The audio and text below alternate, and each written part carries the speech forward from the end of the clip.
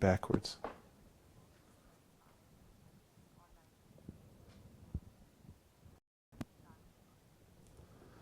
Okay.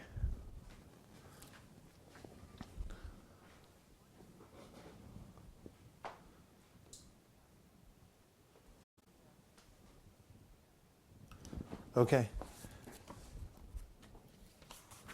Go for it.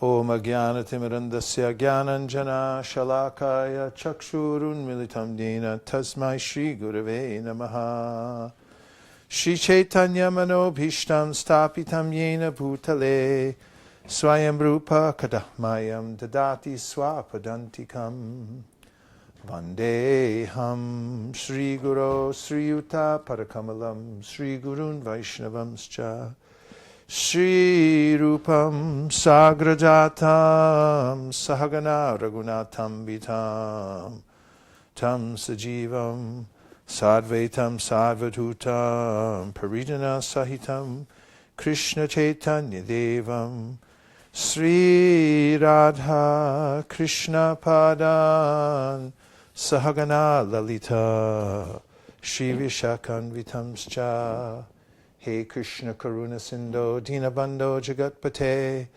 Gopesha Gopika Kanta Radha Kanta Namostute Tapta Kanchana Gaurangi Radhe Vrindavaneshwari Rishabhanu Sute Devi Pranamami Hari Priye Vansha Kopaturubhyascha Kripasindubhye Vacha Patitanam Pavanibhyo Vaishnavibhyo Namo Namaha Jaya Shri Krishna Chaitanya Prabhu Nityananda Shri Advaita Gadadhara Shivasari Gaura Bhakta Vrinda Hare Krishna Krishna Krishna Hare Hare Hare Rama Rama Rama Hare Hare Gaur Premanande Hari Hari Bo.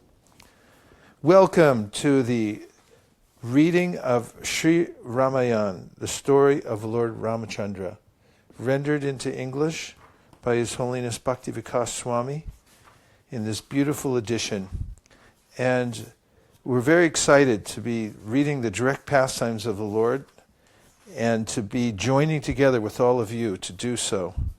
This is the greatest happiness, pleasure in life, and it brings complete success for those who speak, for those who listen, and everybody in between. So we'll be completing the entire book, summary of the Ramayana, starting tonight and then going through the weekend. So you can tune in through the ISV channel because we have it all chalked out, a marathon reading. And you might as well cancel all your appointments and tell everybody that you can't come wherever it is because you have to listen to the Ramayana. In fact, the whole city should shut down here in Silicon Valley and everyone should stay home and listen. I'm saying everybody, including all the CEOs and everybody else. So we begin tonight in this beautiful edition of the Ramayana in the Bala Kanda. And this is starting in the book, if you're following along, on page number 1. Once, in a time long ago, there lived a great sage named Valmiki, who was never so happy as when he was discussing the pastimes of the Supreme Personality of Godhead. One day, while Valmiki was explaining the nectar of Krishna consciousness to a group of disciples, the great sage Sri Narada Muni, who travels continuously throughout the spiritual and material worlds glorifying the pastimes of the Supreme Personality of Godhead, appeared at Valmiki's hermitage. Upon seeing Sri Narada, Valmiki and his disciples immediately offered their respectful obeisances. Then, according to custom, they offered Sri Narada an elevated sitting place and washed his feet, while sweetly inquiring about his welfare. After this, Valmiki inquired from Sri Narada, "O best of all knowers of truth, please tell me who, present now on earth, is a reservoir of all opulences in full. Who is the most accomplished, learned, powerful, noble-minded, truthful, and grateful? Who possesses flawless character and remains engaged looking after the genuine welfare of all living entities? Who is there present that is without an equal, clever, the most beautiful, and is never subject to the influence of anger or malice, yet instills fear within the hearts of even the great demigods when enraged? Who has the prowess to give protection to everyone within the three worlds? To whom has the goddess of fortune bestowed all blessings? O great sage, please answer my inquiries fully. The great sage Narada, who is able to know everything that happens within the three worlds, replied, O Rishi, there is an illustrious king by the name of Ram, who has appeared in the royal dynasty of Ikshvaku as a son of Maharaja Dasaratha. He is the embodiment of all transcendental qualities and the possessor of all opulences. Ram perfectly controls his senses and is the master of unlimited potencies. Ram has mighty arms that extend down to his knees, and his throat is marked with three auspicious lines like those on a canticle. He has high and broad shoulders, a wide chest, a beautifully formed head, a graceful forehead, powerful jaws, and deeply embedded collarbones. His eyes are large. He is majestically medium tall in stature, and all his limbs are well formed and symmetrical. His bodily complexion is dark greenish blue and has a great luster. His intelligence is unfathomable. His manner is grave, and his speech is superb in tone and eloquence. Lord Rama has a supremely pure character and is a follower of true religious principles. He is full in self-realization and is the upholder of Varnashram Dharma. Truly, he is the support of the entire universe. He is simultaneously the destroyer of all foes and the only shelter for those who are fully surrendered. Lord Rama is the absolute knower of the Vedas. Furthermore, he is fully conversant with the use of all weapons. He possesses unflinching determination and is a genius with unfailing memory. Indeed, his learning is without bounds. He is wise, compassionate, and heroic in battle. He is loved by all creatures and is impartial toward friends and foes alike. He is grave like an ocean. In fortitude, he is like the Himalayan mountains. In strength, he is like Lord Vishnu. In beauty, he is like the moon. In forbearance, he is like the earth. And in anger, he is like the fire that blazes forth at the time of universal destruction. In wealth, he is like Kuvera, and in devotion, he is like Dharma, the Lord of righteousness. Narada then briefly described to Valmiki the pastimes of Lord Ramachandra. He concluded by telling him that this same Lord Ram now rules over his subjects in a most righteous and exemplary manner. He explained that during the reign of Lord Ram, no one would suffer from any disease or mental disturbance. Everyone within Lord Ram's kingdom would be happy and prosperous, never fearing thieves, scarcity, or hunger. All the cities and villages would be filled with abundant grains, fruits, vegetables, and milk products. Indeed, the people would experience the same degree of piety and happiness that was exhibited during the Satya Yuga. There would be no natural disturbances like floods, earthquakes, or famine, and all the women would be chaste and never suffer widowhood. Lord Ramachandra would rule over the earth in this way for 11,000 years before returning to his supreme abode in the spiritual sky, Vaikuntha. After satisfying the inquiry of Valmiki Muni, which was for the benefit of the three worlds, Sri Narada again took up his travels, spreading the glories of the Supreme Lord. The sage Valmiki then journeyed to the banks of the river Tamasa, accompanied by his disciple Bhardwaj. At the riverbank, Valmiki sat down to meditate upon the words of Sri Narada.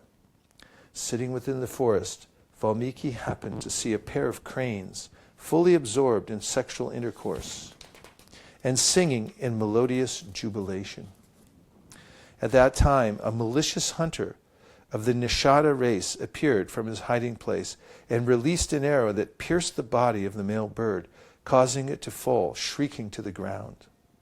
Then upon seeing her mate writhing upon the ground and smeared with blood, the she-bird cried out in terror, having suddenly been cast down from the heights of sensual pleasure to the depths of despair.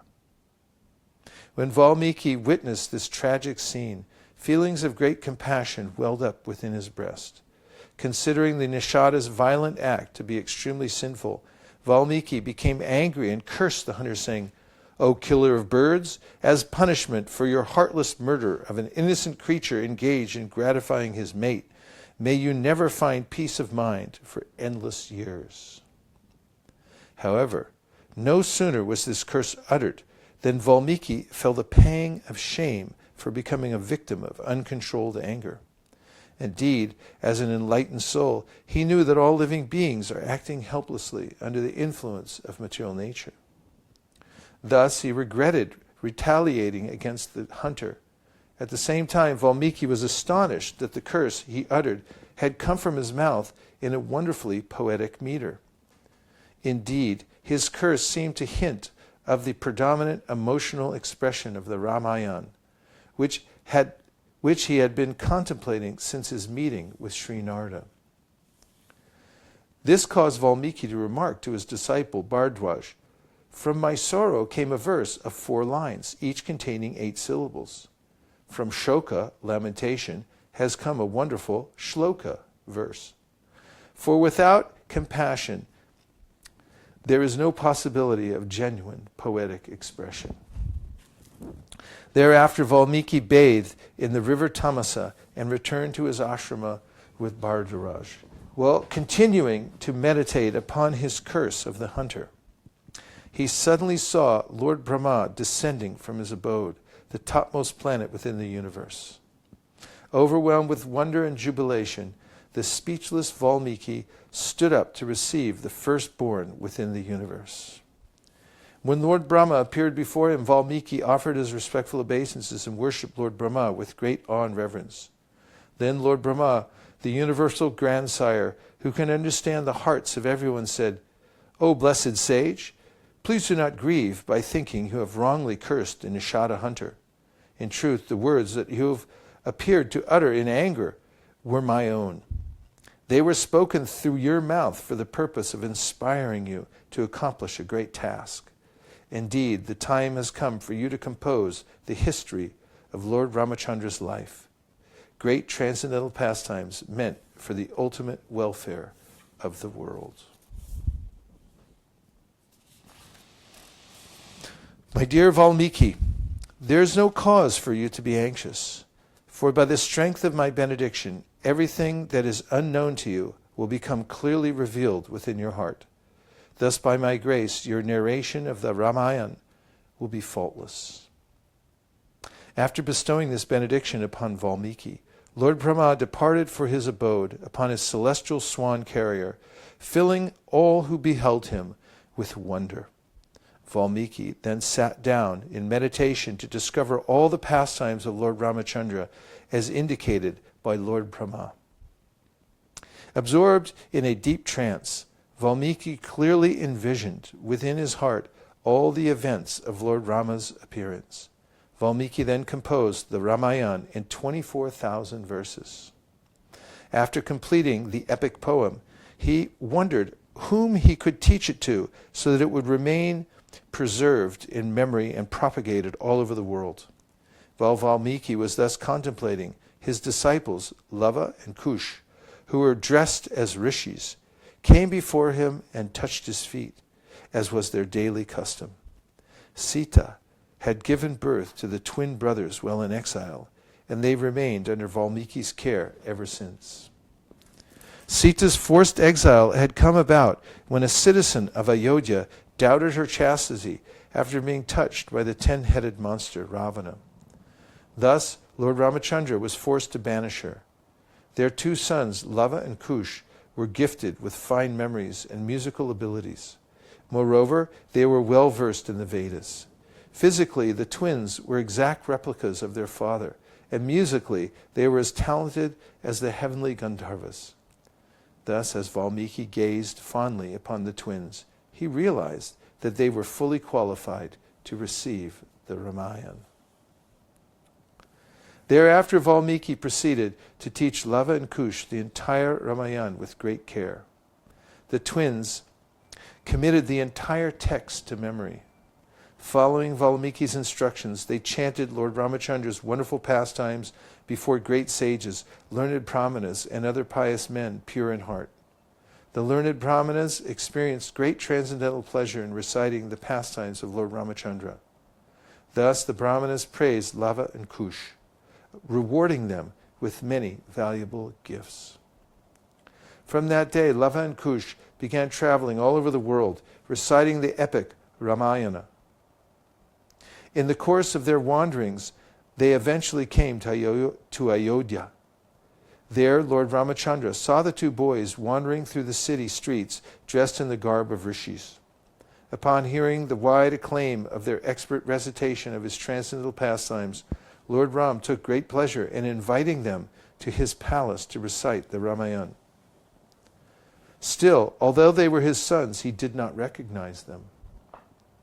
After respectfully receiving the twin sages, the Lord invited them into his royal assembly. Lord Ram observed that the boys, although dressed as ascetic brahmanas, had the features of Kshatriyas. Speaking to his brothers, Bharat, Lakshman, and Shatrugna, Ram said, "O best of King Raghu's dynasty, please listen to this wonderful narration. Although these two singers appear like ascetics, they have the marks of great rulers. Listen to this story because it is full of literary beauty and has universal appeal." As Lava and Kush began the narration of the beautiful epic poem, Ram and his brothers soon forgot everything else, becoming fully absorbed in hearing the Ramayana.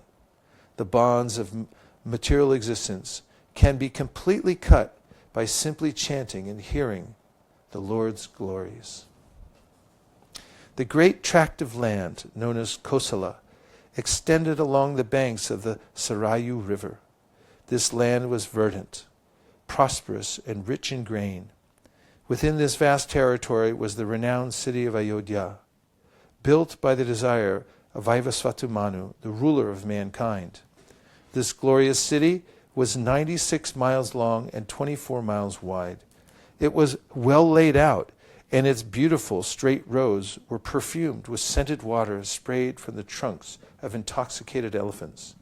Each day the damsels of the celestial planets hovered above it in their beautiful airplanes and showered it with flowers. The arched gateways of Ayodhya were made of marble, and the gates were wrought with gold and silver and embedded with precious jewels. Cannons and catapults, capable of repulsing any enemy, protected the city walls. The marketplaces were well planned, and 77-story houses symmetrically lined the streets. Adorned with multi-storied palaces and surrounded with exquisite gardens, Ayodhya resounded with the vibrations of musical instruments. Rivaling Amaravati, the abode of the heavenly King Indra. Throughout the city, bards and singers recited the glories of the Supreme Personality of Godhead, and dancers acted out the Lord's pastimes for everyone's benefit. Within Ayodhya were many beautiful gardens, abounding with flowers and shaded by fruit trees.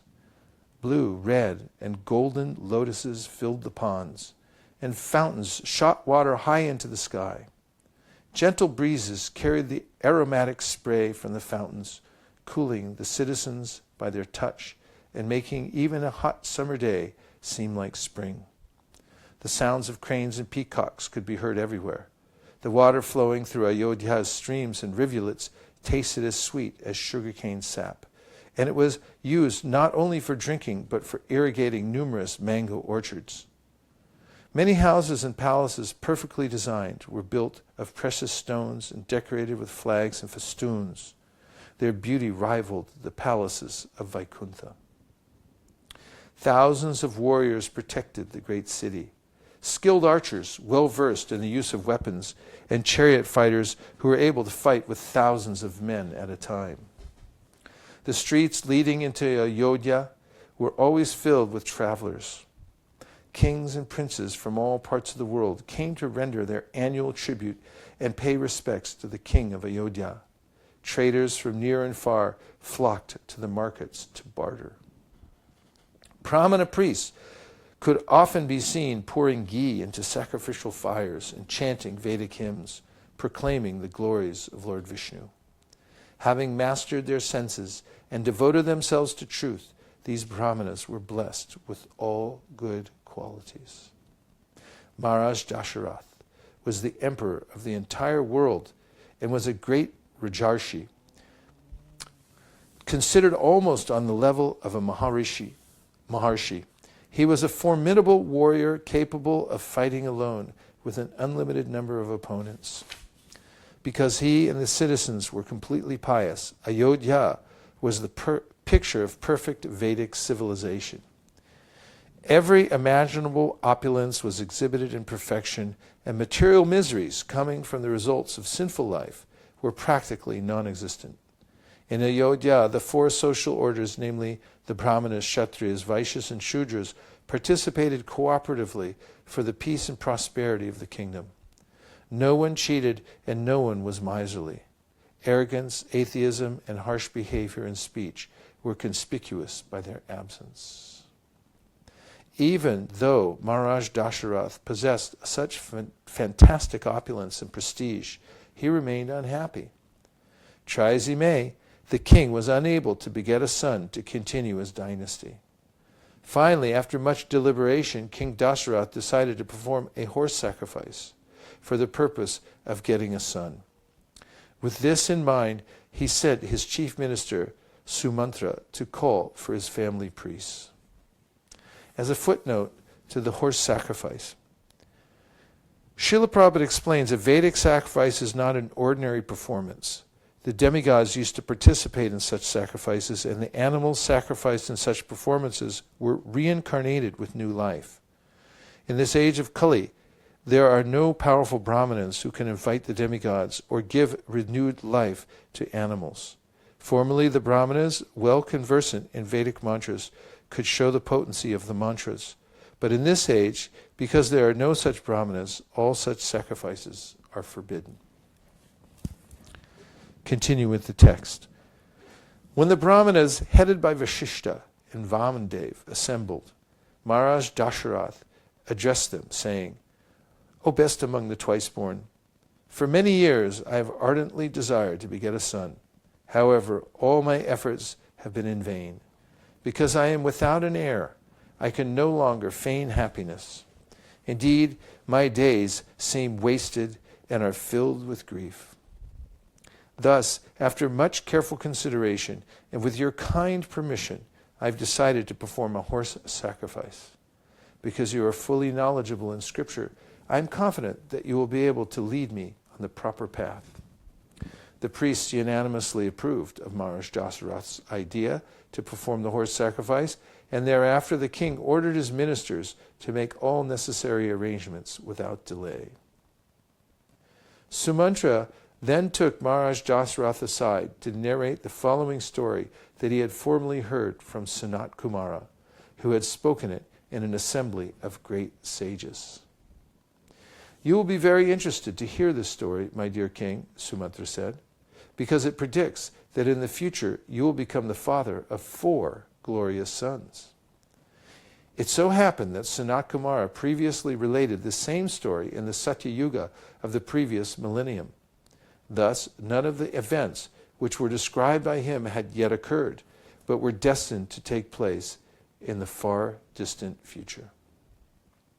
Due to some offenses on the part of King Romapad, there once came to be an extremely severe drought within his kingdom, causing great fear among all the living beings. When the conditions became intolerable, Maharaj Romapad summoned his council of learned brahmanas and inquired from them the cause of the drought. I know that it is because of some fault of mine that this terrible drought has now overcome my kingdom. O best of the twice-born, because your knowledge is boundless, please prescribe the proper atonement for my past sins. The brahmanas replied, O king, there is a great brahmana sage named Mrigi Rishi who is residing in the forest. Mrigi Rishi is the son of Kashyapa, and his son is named Rishyasringa. Footnote: the name Rishyasringa indicates that the young sage was born with a deer-like horn growing out of his forehead. If you can bring this Rishi's son to your kingdom and give him your daughter, Shanta, in marriage, the drought will immediately end. Shanta was actually the daughter of Maharaja Dasaratha, but had been given to the king's childless friend Romapad at the latter's request. King Romapad was very glad to learn the means for ending the drought, but when he requested his priests to summon Rishyasringa, they refused.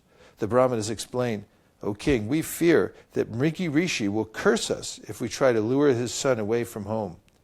Rishyasringa has been brought up by his father in complete isolation. He has never even seen another human being. Because Rishyasringa has never once beheld a member of the fair sex, he is completely unaware of the pleasure of their association. My dear king, since we desire your welfare, we have devised a method for bringing Rishyasringa to your kingdom. Have the most beautiful of courtesans go there and allure him with their feminine ways.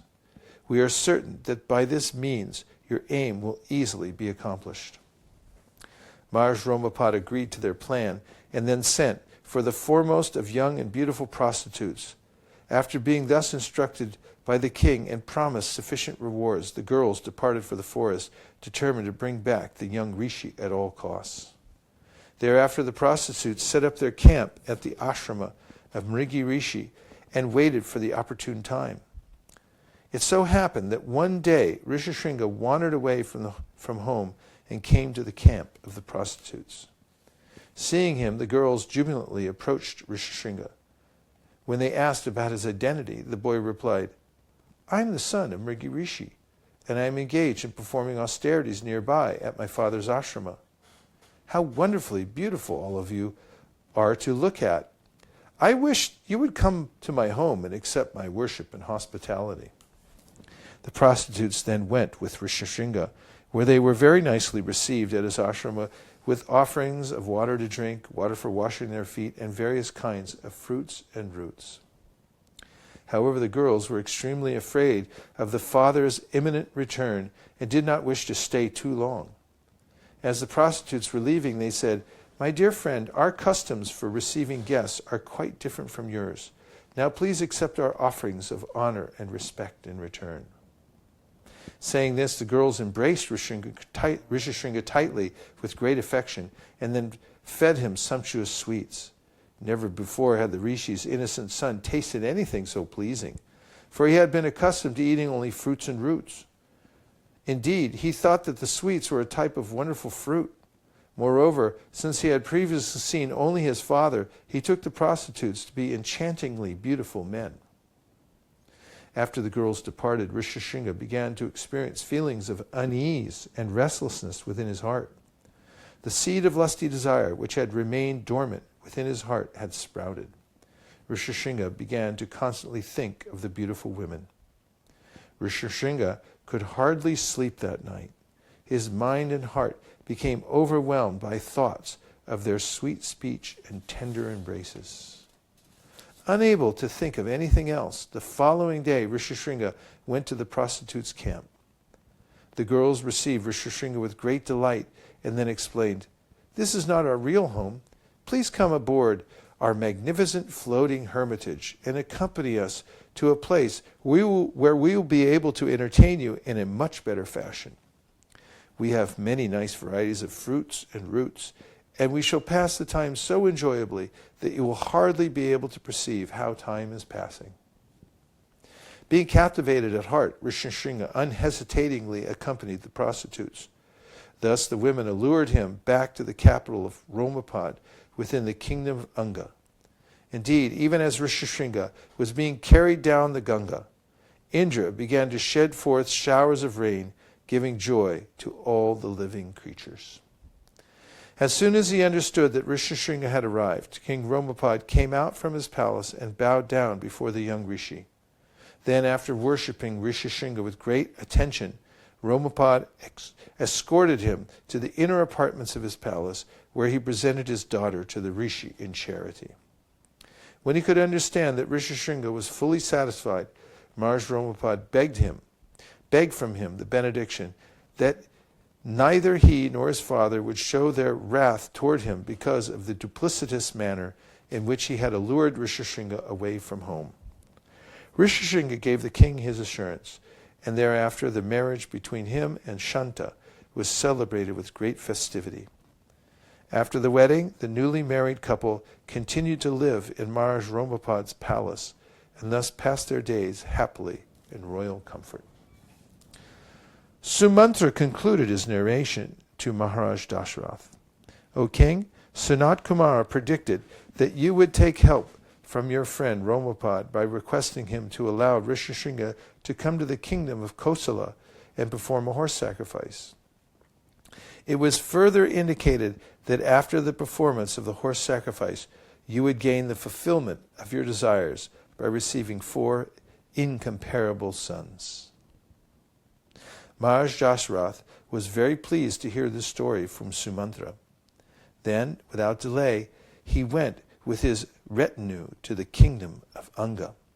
There he was received by Maharaj Romapad with great respect, and at that time the king of Anga informed Rishyasringa that Dasaratha was his real father-in-law. After enjoying Romapad's hospitality for about 1 week, Maharaj Dasaratha addressed his friend as follows. For a long time I have been morose on account of not having a son to perpetuate my illustrious dynasty. Now I beg you to allow Rishyasringa to come to Ayodhya to perform a horse sacrifice on my behalf. Romapad happily agreed, and Maharaj Dasaratha soon returned to his capital with Rishyasringa and Shanta. Then when spring arrived, Maharaj Dasaratha humbly approached Rishyasringa, begging him for instructions regarding the performance of the horse sacrifice. Thus preparations for the sacrifice commenced, and a site was selected on the northern bank of the river Sarayu. The system was for an emperor to send a challenge horse all over the world to establish his supremacy over subordinate kings. The horse would be accompanied by soldiers of the emperor, and upon its arrival in a kingdom, the local king would either have to offer tribute to the emperor's representatives or fight to capture the horse. Any ruling prince or king was at liberty either to express his tacit willingness to obey the emperor or to accept the challenge and thus disobey the supremacy of the particular emperor. One who accepted the challenge had to fight with the emperor's men and establish his own supremacy by victory. The defeated challenger would have to sacrifice his life, making place for another king or ruler. Only when the horse returned after touring the world with no more challengers left could a horse sacrifice begin. Understanding that King Janak would be the future father-in-law of his sons, Maharaj Dasaratha sent him the first invitation. Likewise, other subordinate kings were requested to attend the sacrifice. After 1 full year, the challenge horse returned to Ayodhya, having wandered over the earth under the protection of 400 princes. Only then could the sacrifice begin. After the preliminary rites had been performed, Maharaj Dasaratha's eldest queen, Kaushalya, circumambulated the challenge horse, which was tied to one of the sacrificial stakes. Then, with 3 strokes of a sword, she severed the horse's head, as prescribed by scriptural injunction. Thereafter, Rishyasringa offered the fat of the dead horse into the sacrificial fire. Maharaj Dasaratha was directed to inhale the fumes to free him from all sins. Then the assisting priest offered the limbs of the horse into the sacrificial fire, bringing the 3-day sacrifice to an end. Maharaj Dasaratha then gave away the 4 directions of the earth in charity to the 4 chief priests. The Brahmanas returned the gifts, however, saying, O king, we are devoted to Vedic study and the performance of austerities and have no interest in ruling over a kingdom. Therefore, please give us other gifts like cows and gold. Rishyasringa then approached Maharaja Dasaratha, saying, "My dear king, you will surely receive 4 glorious sons. However, I propose that a separate sacrifice known as Putreshti be performed for that purpose." Maharaja Dasaratha readily assented, and soon the sacrifice was begun. Meanwhile, in the higher planets, the chief demigods approached Lord Brahma and explained, "O grandsire, because of your benedictions, Ravana has become so powerful that he is harassing everyone at will. Even we cannot subdue the wicked Rakshasa. Therefore, we request you to personally devise the means for his destruction." Lord Brahma considered the situation and then replied, "At the time of asking for benedictions, Ravana did not bother to ask for immunity from death at the hands of human beings, for he considered them to be too insignificant." While Brahma was thinking how Ravana could be killed, Lord Vishnu suddenly appeared riding on his carrier Garuda. As effulgent as many suns, Lord Vishnu appeared in his four-armed form, dressed in bright saffron garments, and carrying his disc, conch, club, and lotus flower.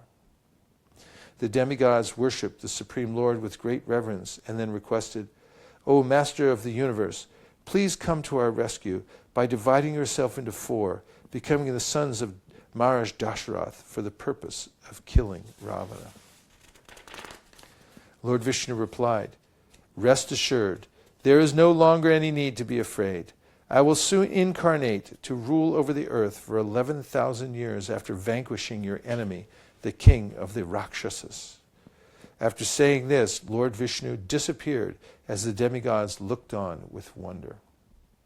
Meanwhile, from the sacrificial fire of Maharaja Dasaratha, there appeared an exceptional being of dark complexion with all auspicious bodily features. This personality appeared to be unlimitedly powerful. He was decorated with transcendental ornaments, and in his hand he carried a large golden pot of sweet rice. That divine person told Maharaja Dasaratha, "I am a messenger of Lord Vishnu." With folded hands, the king replied, "O Vishnu Duta, please order me to perform whatever service I can render." The servant of Lord Vishnu said, "This pot of sweet rice is the reward for your 2 sacrificial performances. Give portions to your 3 wives to eat. Through them you shall beget 4 sons who will forever perpetuate your fame." Maharaja Dasaratha happily accepted the sweet rice and circumambulated the Vishnu Duta. After Lord Vishnu's messenger disappeared from view, Maharaja Dasaratha quickly gave portions of the sweet rice to his wives, for he was eager to have sons. Maharaja Dasaratha gave Kaushalya 1/2 of the sweet rice, Sumitra 1/4, and Kaikeyi 1/8. Then, after some deliberation, he gave the remaining 1/8 to Sumitra. All 3 wives were overjoyed, for they were confident that they would soon become mothers. The 3 queens eagerly ate their shares, and soon thereafter each felt the presence of divine offspring within their wombs. When Maharaja Dasaratha understood that his wives were pregnant, he too became very satisfied. Meanwhile, Lord Brahma ordered the demigods as follows: "Beget partial manifestations of yourselves to assist Lord Vishnu in his forthcoming incarnation.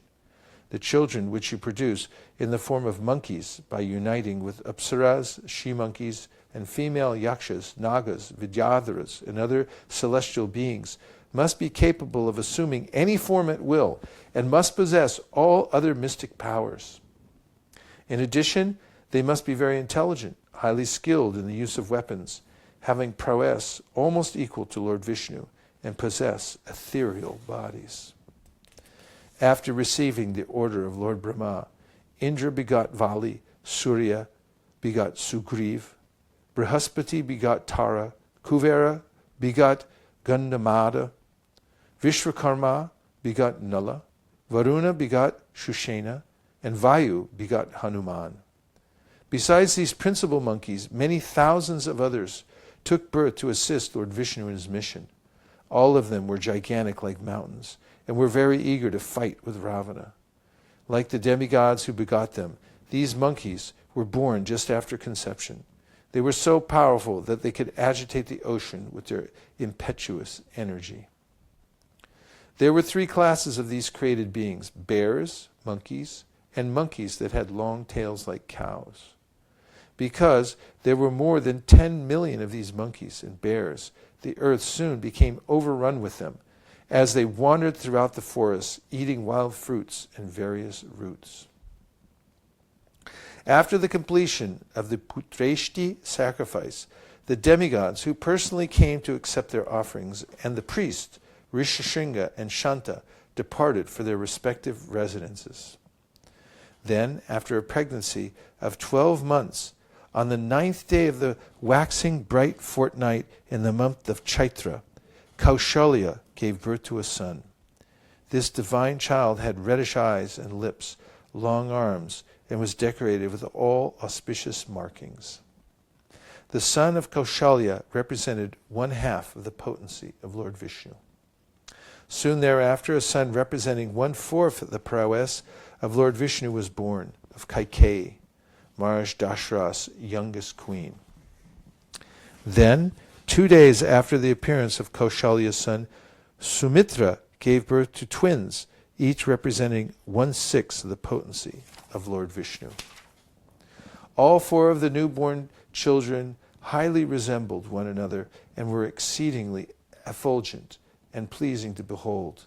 Indeed, upon the appearance of Maharaja Dasaratha's 4 sons, the demigods showered flowers from heaven, while the Gandharvas sang and played musical instruments as the Apsaras danced. In Ayodhya there was a great festival as musicians, dancers, and actors crowded the streets, with all the citizens participating in the merrymaking. Footnote: Srila Prabhupada explains, being prayed for by the demigods, the Supreme Personality of Godhead, the Absolute Truth Himself, directly appeared with His expansion and expansions of the expansion. Their holy names were Rama, Lakshman, Bharata, and Shatrugna. These celebrated incarnations thus appeared in 4 forms as the sons of Maharaja Dasaratha. Lord Ramachandra and his brothers Lakshmana, Bharata, and Shatrugna are all Vishnu Tattva. The Supreme Personality of Godhead expands into many, many forms. Although they are one and the same, Vishnu Tattva has many forms and incarnations. The Lord is situated in many forms, such as Rama, Lakshman, Bharata, and Shatrugna, and these forms may exist in any part of His creation. All these forms exist permanently, eternally, as individual personalities of Godhead, and they resemble many candles, all equally powerful. Lord Ramachandra, Lakshman, Bharata, and Shatrugna, who, being Vishnu Tattva, are all equally powerful, became the sons of Maharaja Dasaratha in response to the prayers by the demigods. Continuing with the text. 13 days after the birth of Kaushalya's child, Vasishtha Muni, the family priest of Maharaja Dasaratha, performed the name-giving ceremony.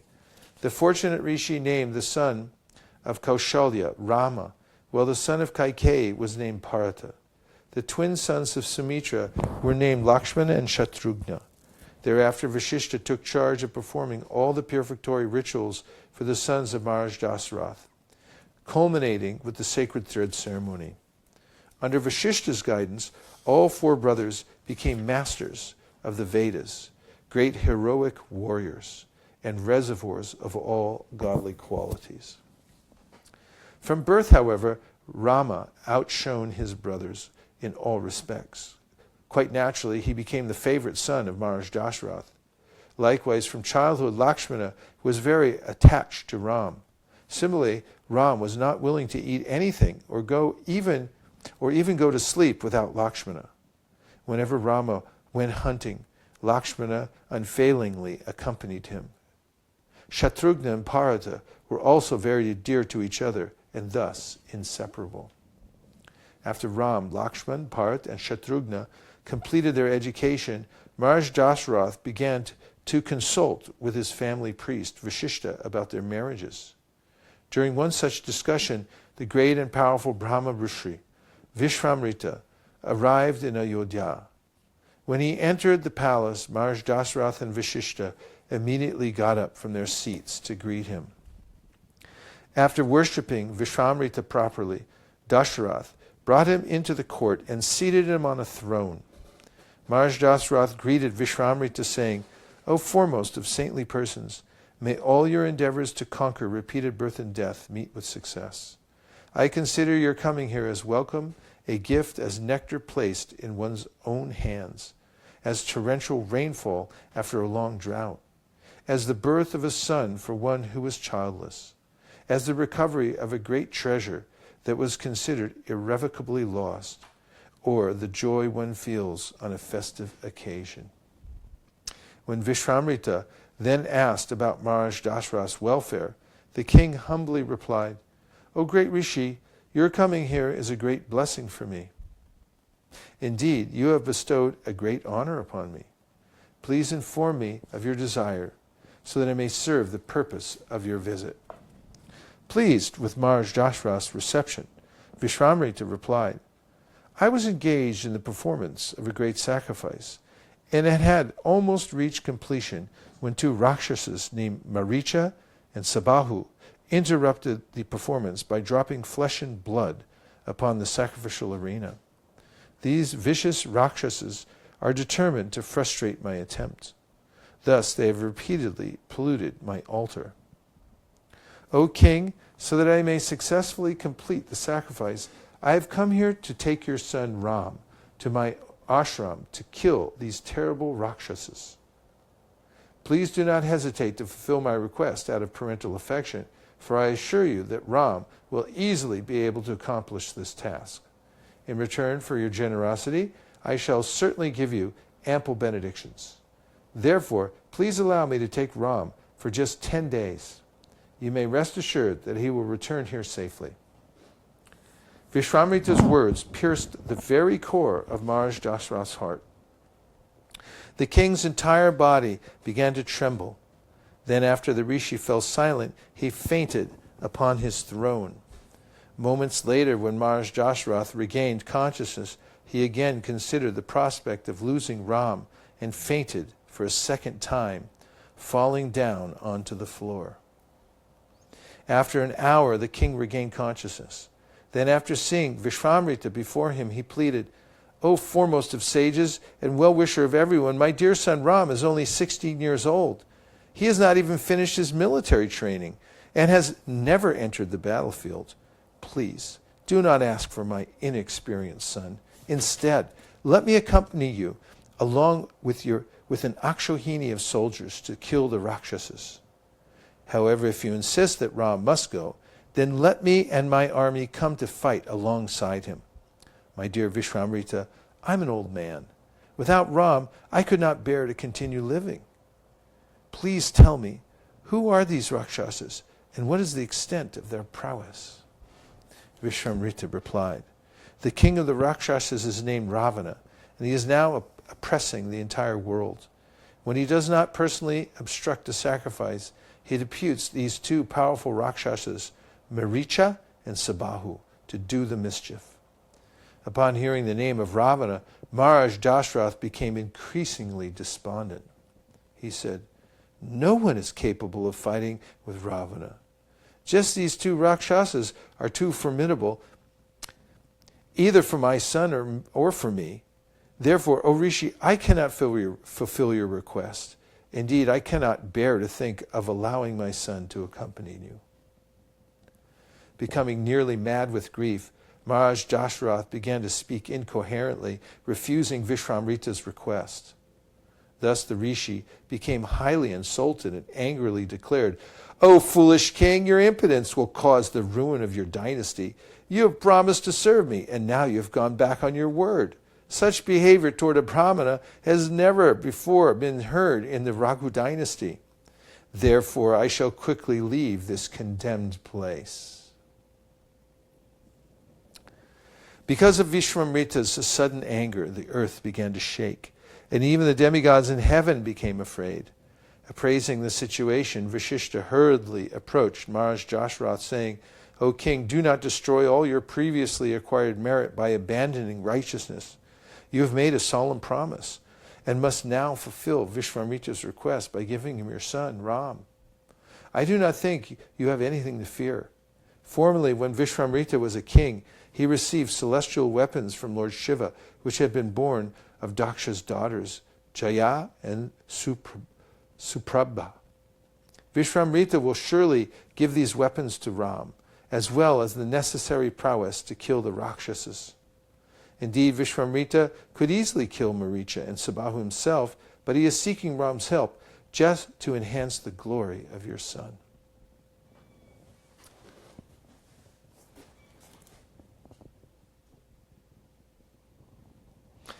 After hearing his preceptor's words, Maharaja Dasaratha's fear subsided.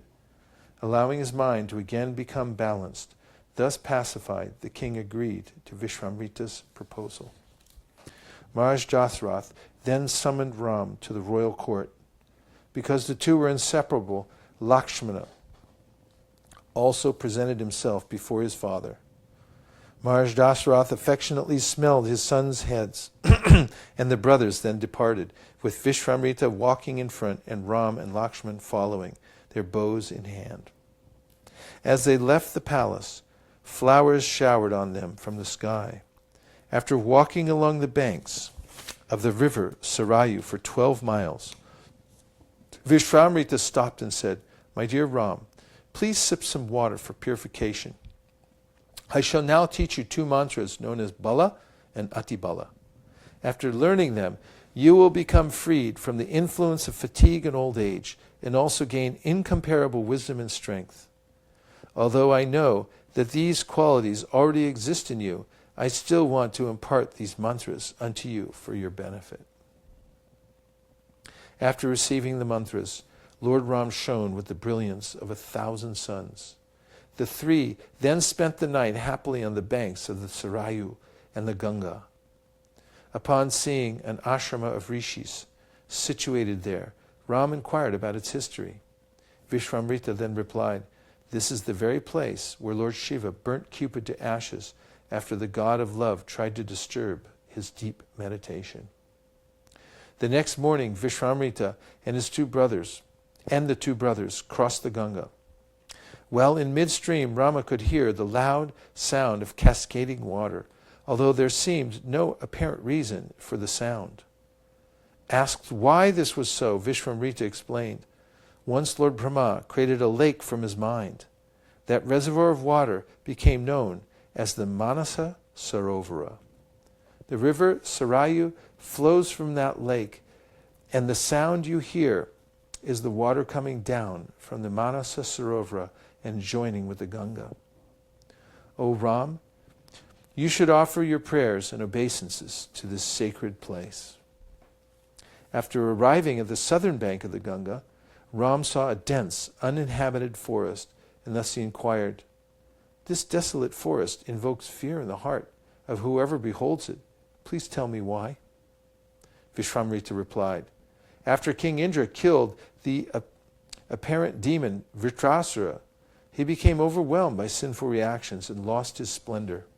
To restore Indra to his normal condition, the demigods bathed him in the Ganga water empowered with Vedic mantras. Then taking the water containing Indra's impurities, the demigods deposited it in this place. Because this land accepted his sinful reactions, Indra gave it the benediction that it would become a very prosperous country. In this way, 2 flourishing kingdoms named Malada and Karusha were established here. Later on, however, a wicked Rakshasi named Tataka came here and began to terrorize the citizens. This Rakshasa woman was the wife of Sunda, and their son is Maricha, whom I have brought you here to kill. Gradually, all of the inhabitants of this place became so greatly harassed by Tataka that now it remains deserted. My dear Ram, I want you to destroy this she-demon today, freeing this country from its oppression. As long as this Rakshasi lives, no one will even dare to enter this forest." Lord Ram then asked, "O great Rishi, if it is appropriate, please explain how this Rakshasi became so powerful." Viswamitra replied, "There was once a powerful yaksha named Suketu, who pleased Lord Brahma by his performance of severe austerities. Being childless, Suketu desired a son, but instead Lord Brahma awarded him a powerful daughter. This very beautiful girl was named Tataka, and when she grew up, she was given in marriage to Sunda, the son of Jumba. Later, the sage Agastya cursed Sunda to die. In their attempt to retaliate, Tataka and her son Maricha rushed at the rishi, hoping to devour him. However, Agastya immediately cursed both mother and son to become man-eating Rakshasas. Thus the beautiful Tataka became transformed into a horrible-looking ogress. Because Agastya Rishi used to meditate in this area, Tataka is obsessed with creating disturbances here. Viswamitra continued, "My dear Ram, please understand that Tataka is thoroughly wicked. Therefore cast aside all hesitation in killing a woman. Remember how Indra formerly killed Varoshan's daughter when she desired to ravage the earth. Likewise, Lord Vishnu killed the wife of Bhrigu Muni when she had desired to slay Indra. Please then, shake off all uneasiness and prepare yourself to fulfill my command." Receiving this order, Ram twanged his bow. Its awesome sound reverberated throughout the four directions, terrifying all creatures that heard it. When Tataka heard the sound of Lord Ram's bow, she became simultaneously struck with wonder and inflamed with rage. She rushed madly toward the place from where the sound had emanated. When Ram saw her approaching, he exclaimed, "O Lakshman, just see this hideous and gigantic creature. She is so horrible that pious hearts break at the very sight of her. Still, since this Rakshasi is a woman, I shall not kill her. Instead, I will render her harmless by cutting off her hands, feet, nose, and ears. Thus mutilated, she will not be able to commit further crimes." Rushing forward, Tataka created a dust storm that temporarily blinded Ram and Lakshman. Then, using their powers of illusion, Tataka created a shower of stones. Regaining his composure, Ram smashed all the rocks to pieces and then quickly cut off Tataka's arms. Simultaneously, Lakshman cut off Tataka's ears and, at Ram's urging, the tip of her nose. However, by utilizing her mystic powers, Tataka immediately disappeared.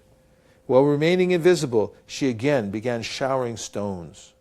With an impassioned voice, Viswamitra then urged, "O Ram, twilight is rapidly approaching, and at that time the Rakshasa's prowess greatly increases. Therefore, give up your merciful attitude and kill Tataka at once." As Ram released a shower of arrows, Tataka suddenly became visible and rushed toward him. Undisturbed, Ram selected an especially powerful golden arrow from his quiver and shot it at the demoness.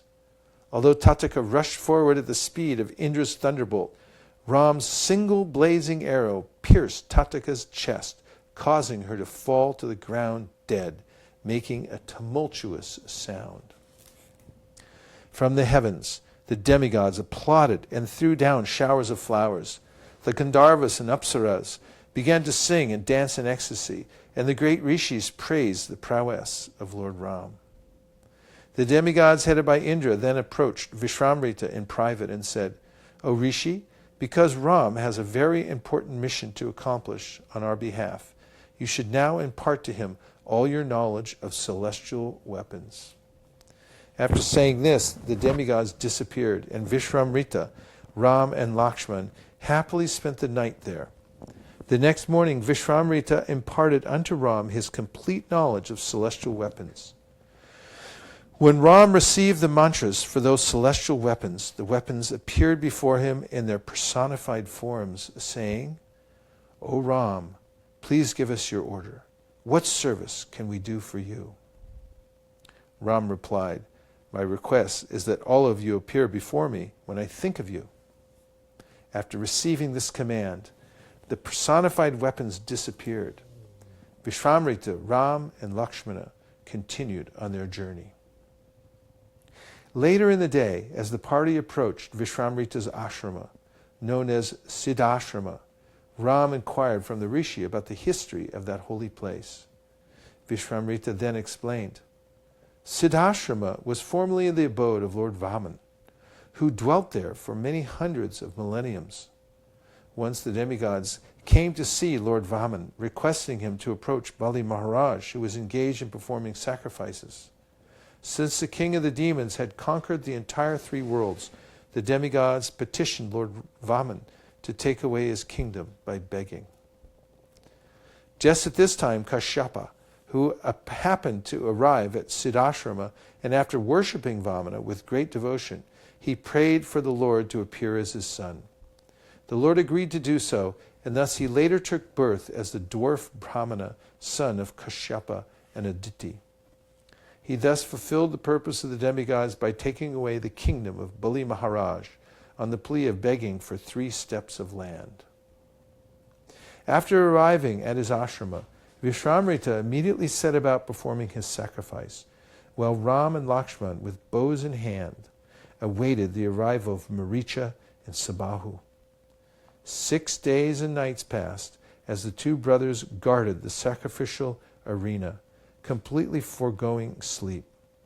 Then on the critical 6th night, when the Soma Rasa was about to be extracted, the sacrificial fire suddenly blazed brightly, indicating the imminent arrival of the Rakshasas.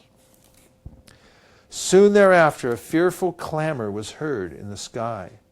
Maricha, Sabahu, and their followers swooped down without warning, causing torrents of blood, pus, stool, flesh, and other contaminated substances to rain down upon the sacrificial altar. Lord Ram then told Lakshmana, "I will subdue these evil Rakshasas with my weapons, but I shall not kill them, for they are destined to live some years more." Ram discharged a mighty weapon that struck Maricha in the chest and flung him 100 yojanas into the middle of the ocean, but didn't kill him. Then taking up another powerful arrow, Ram pierced Sabahu's chest, causing him to fall down dead upon the ground.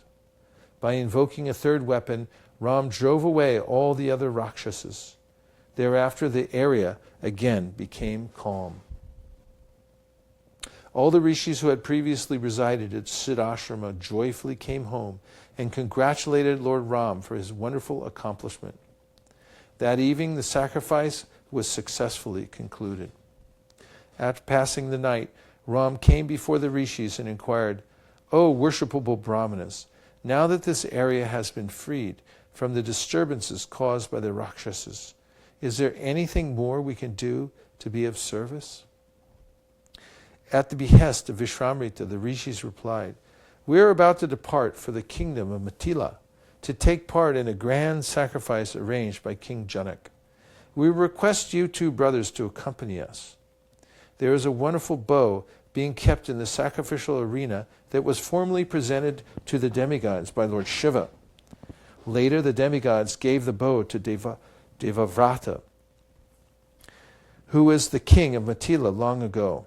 This celestial bow is immeasurably strong, and even great demigods cannot bend it, what to speak of human beings. The bow has remained at Mithila for a long time and is worshipped on an altar with flowers, sandalwood paste, and other auspicious articles." Ram agreed to accompany the rishis, and thereafter a great caravan set out with 100 cars loaded with the paraphernalia required for Janak Maharaj's sacrifice. After traveling all day, the party reached the banks of the Shona River, where they stopped for the night. Then, while he was seated at leisure, Ram asked Viswamitra if there was any history he could narrate concerning that place. Thus, the rishi related to Ram the following story. Once there was a great rishi named Kush, a direct son of Lord Brahma.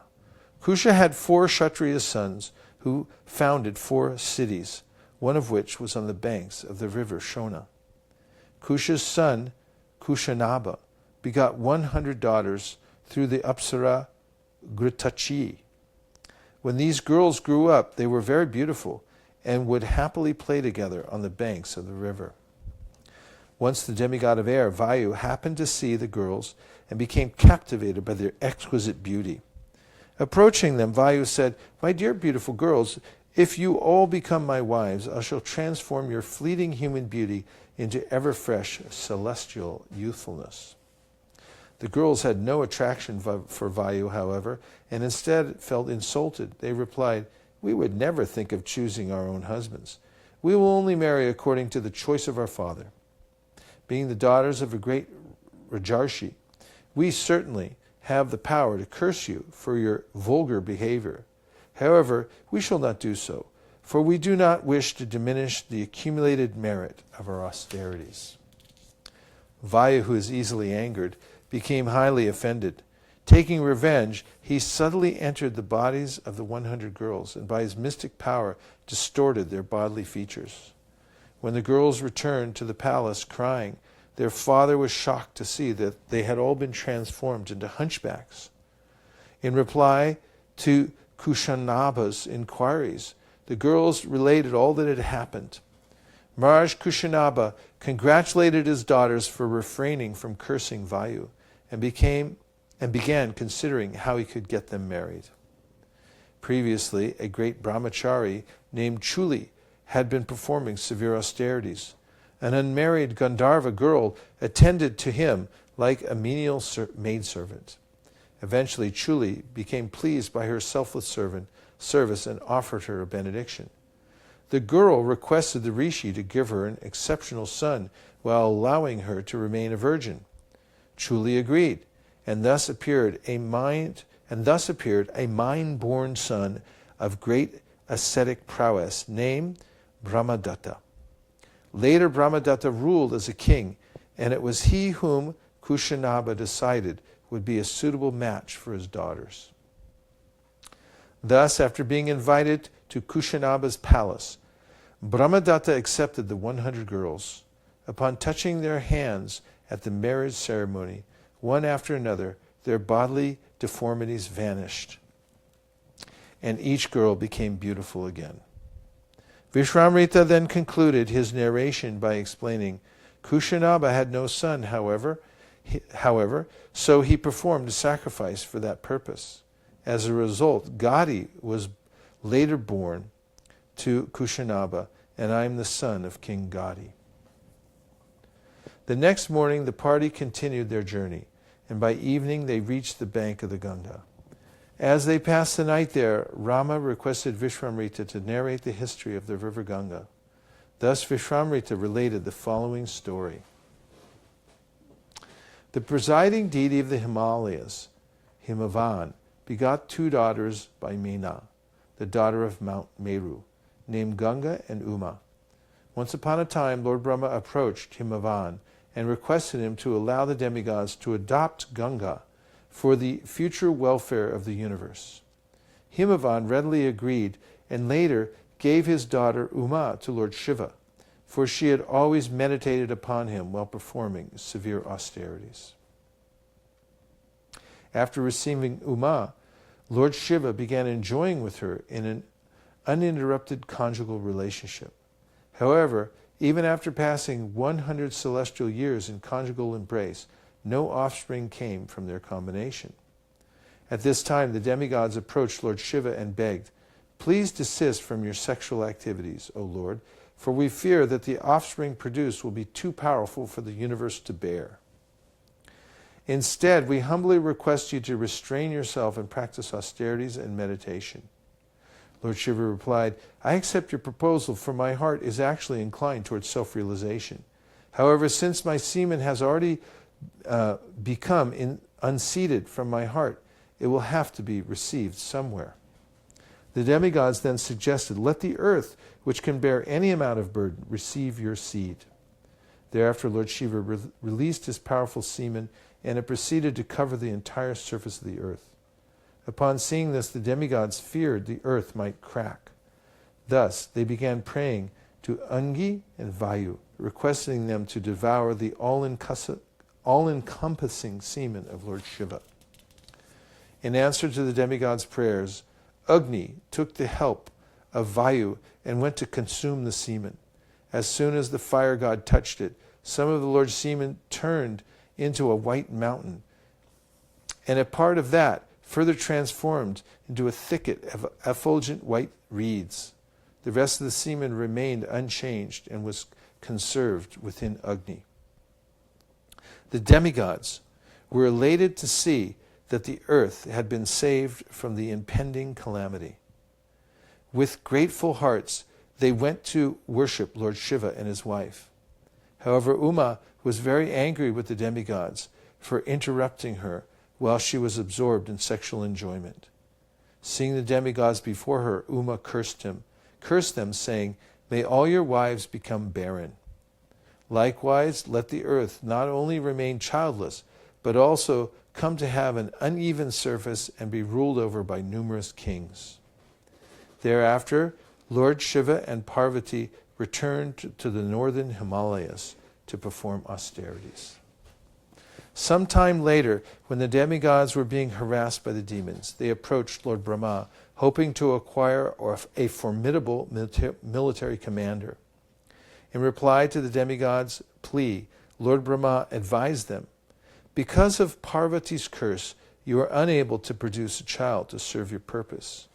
Therefore I suggest that Agni place the semen of Lord Shiva into the womb of Ganga. In this way a heroic son will be begotten." Thereafter the demigods approached Agni and related Lord Brahma's instructions. Hearing this, Agni approached the heavenly river, Mandakini Ganga. He then requested her to accept the semen of Lord Shiva, which he had been holding for a long time. Ganga agreed to the proposal. Then, after assuming a most beautiful form, she allowed herself to be impregnated by Agni. However, soon after receiving the fiery semen of Lord Shiva, Ganga Devi felt an intense agonizing pain. With great agitation, she told Agni, "I cannot continue to bear the semen of Lord Shiva in my womb. Its burning is intolerable." Agni then instructed Ganga to cast off the semen at a certain place in the Himalayas. As she hurriedly went there. In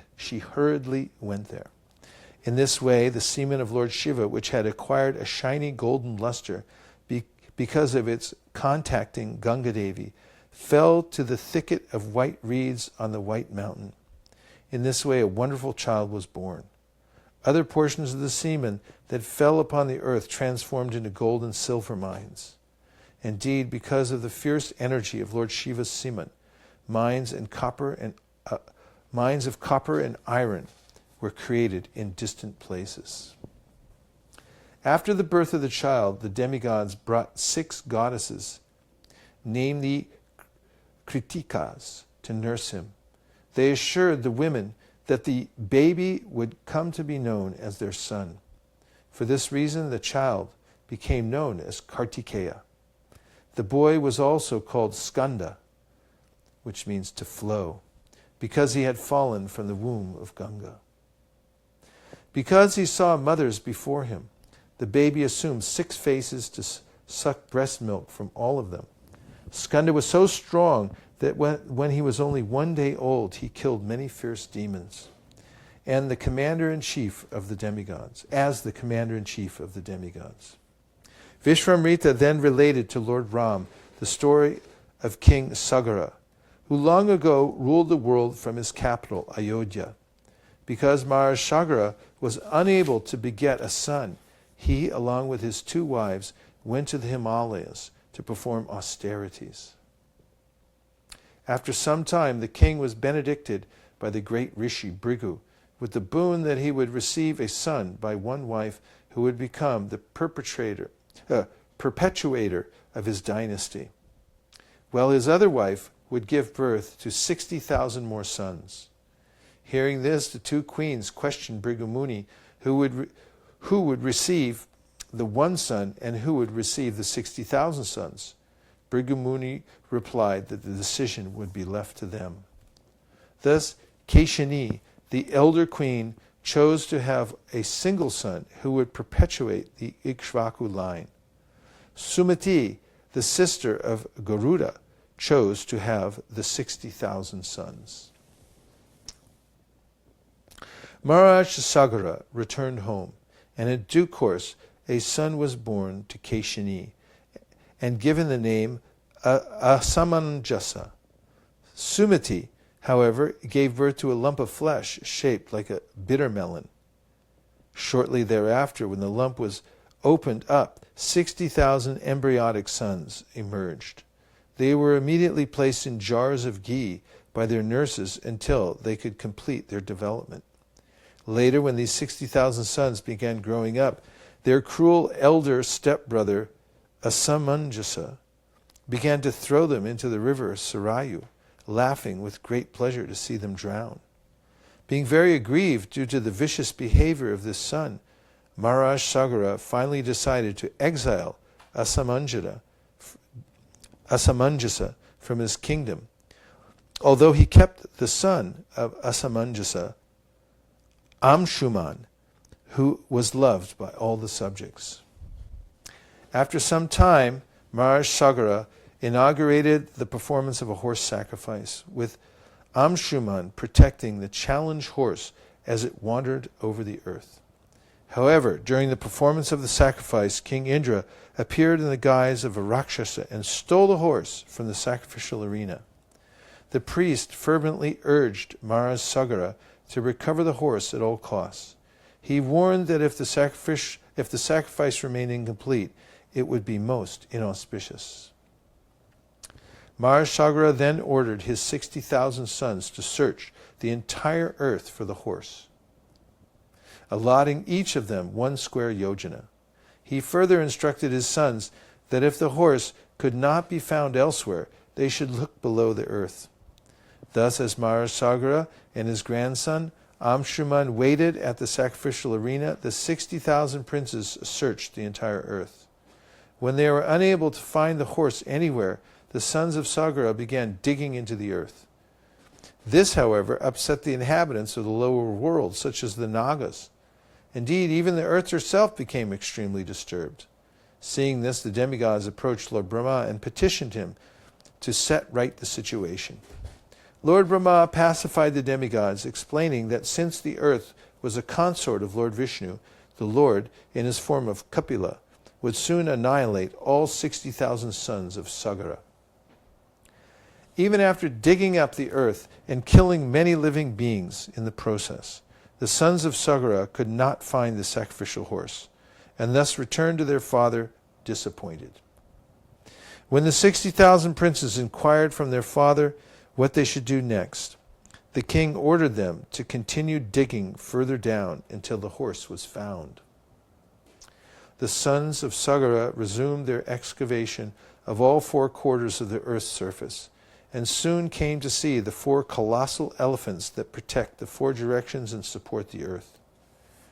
These gigantic elephants support the entire weight of the earth upon their backs, and when, due to exhaustion, they sometimes shake their heads for relief, it creates earthquakes. Finally, after penetrating the earth all the way down to Rasatala, the sons of Sagara came upon Lord Kapila sitting in meditation, while nearby the sacrificial horse stood grazing peacefully. Sagara's sons assumed Kapila to be the thief. Thus they angrily took up their digging implements and rushed to kill him. Seeing this act of aggression, Kapila became angry. Then, simply by uttering the mantra Hum, he reduced the 60,000 sons of Sagara to ashes. After a long time, when his sons had not returned, Maharaja Sagara sent his grandson Amshuman to search for his 60,000 sons and the sacrificial horse. By following the path his uncles had taken, Amshuman came to the passage excavated by them. After entering the earth, Amshuman came upon the great elephants and inquired from them about the whereabouts of his uncles. In reply, the elephants assured him that by continuing down the passage, he would soon come to know everything. At last, Amshuman reached the place where the ashes of the sons of Sagara lay. Seeing this, he became overwhelmed with grief. Amshuman found the sacrificial horse nearby and decided to first offer water for the departed souls of his uncles before returning to his grandfather. Unfortunately, there was no water to be found in that place. While Amshuman was thinking what to do, Garuda suddenly appeared and said, "My dear Amshuman, do not grieve for your uncles. Their deaths are ultimately meant for achieving a glorious purpose. The sons of King Sagara will be instrumental in bringing the sacred river Ganga down to earth for the welfare of all people. Your uncles were burnt to ashes by the great sage Kapila. When their remains are washed over by the waters of the Ganga, they will attain a heavenly destination. Now take the sacrificial horse and return to your grandfather so that the sacrifice may be completed." With the return of the sacrificial horse, Maharaja Sagara successfully concluded the sacrifice. After hearing from Amshuman the prophetic words of Garuda, the king became absorbed in trying to formulate the means to make the Ganga descend to earth. However, Maharaja Sagara passed away before achieving that goal.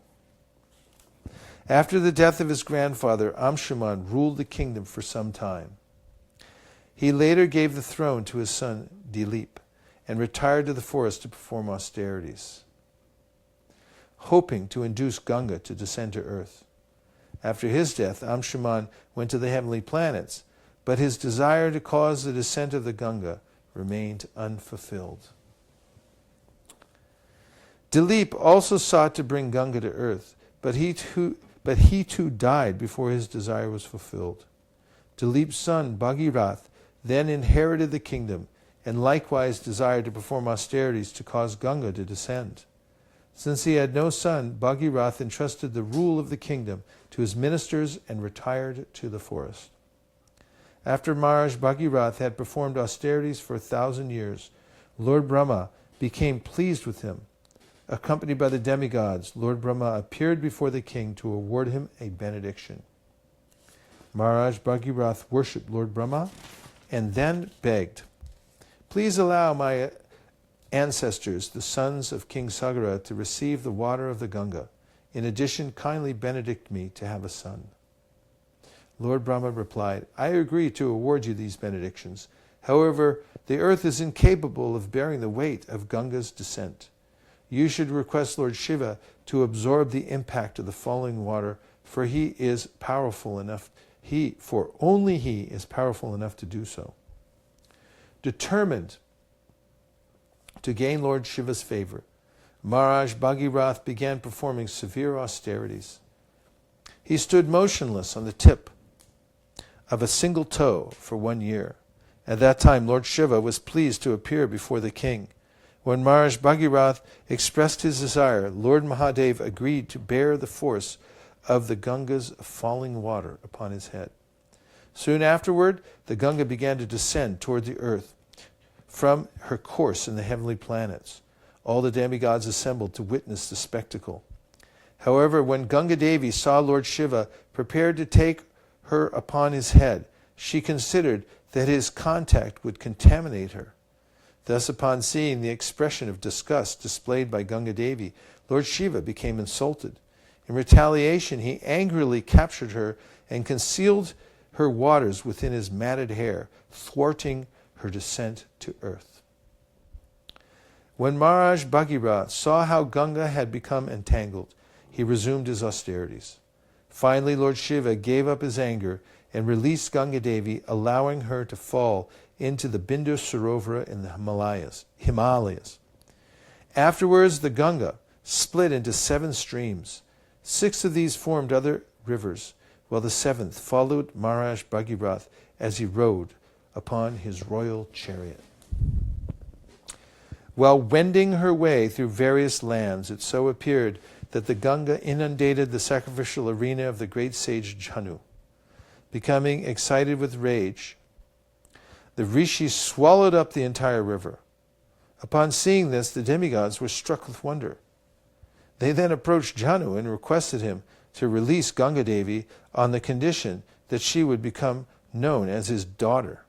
The rishi agreed, and thus the Ganga was able to continue her journey.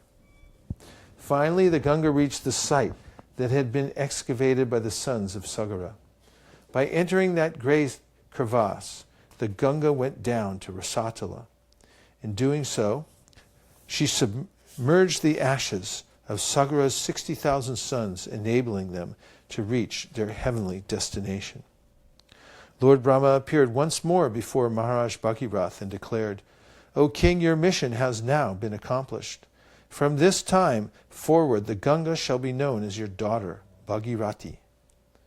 After thus delivering his forefathers, Maharaja Bhagiratha returned to his capital and resumed ruling over his kingdom.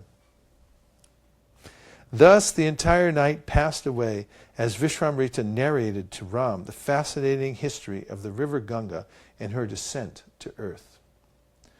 When morning arrived, Ram expressed his eagerness to cross the Ganga and continue the journey.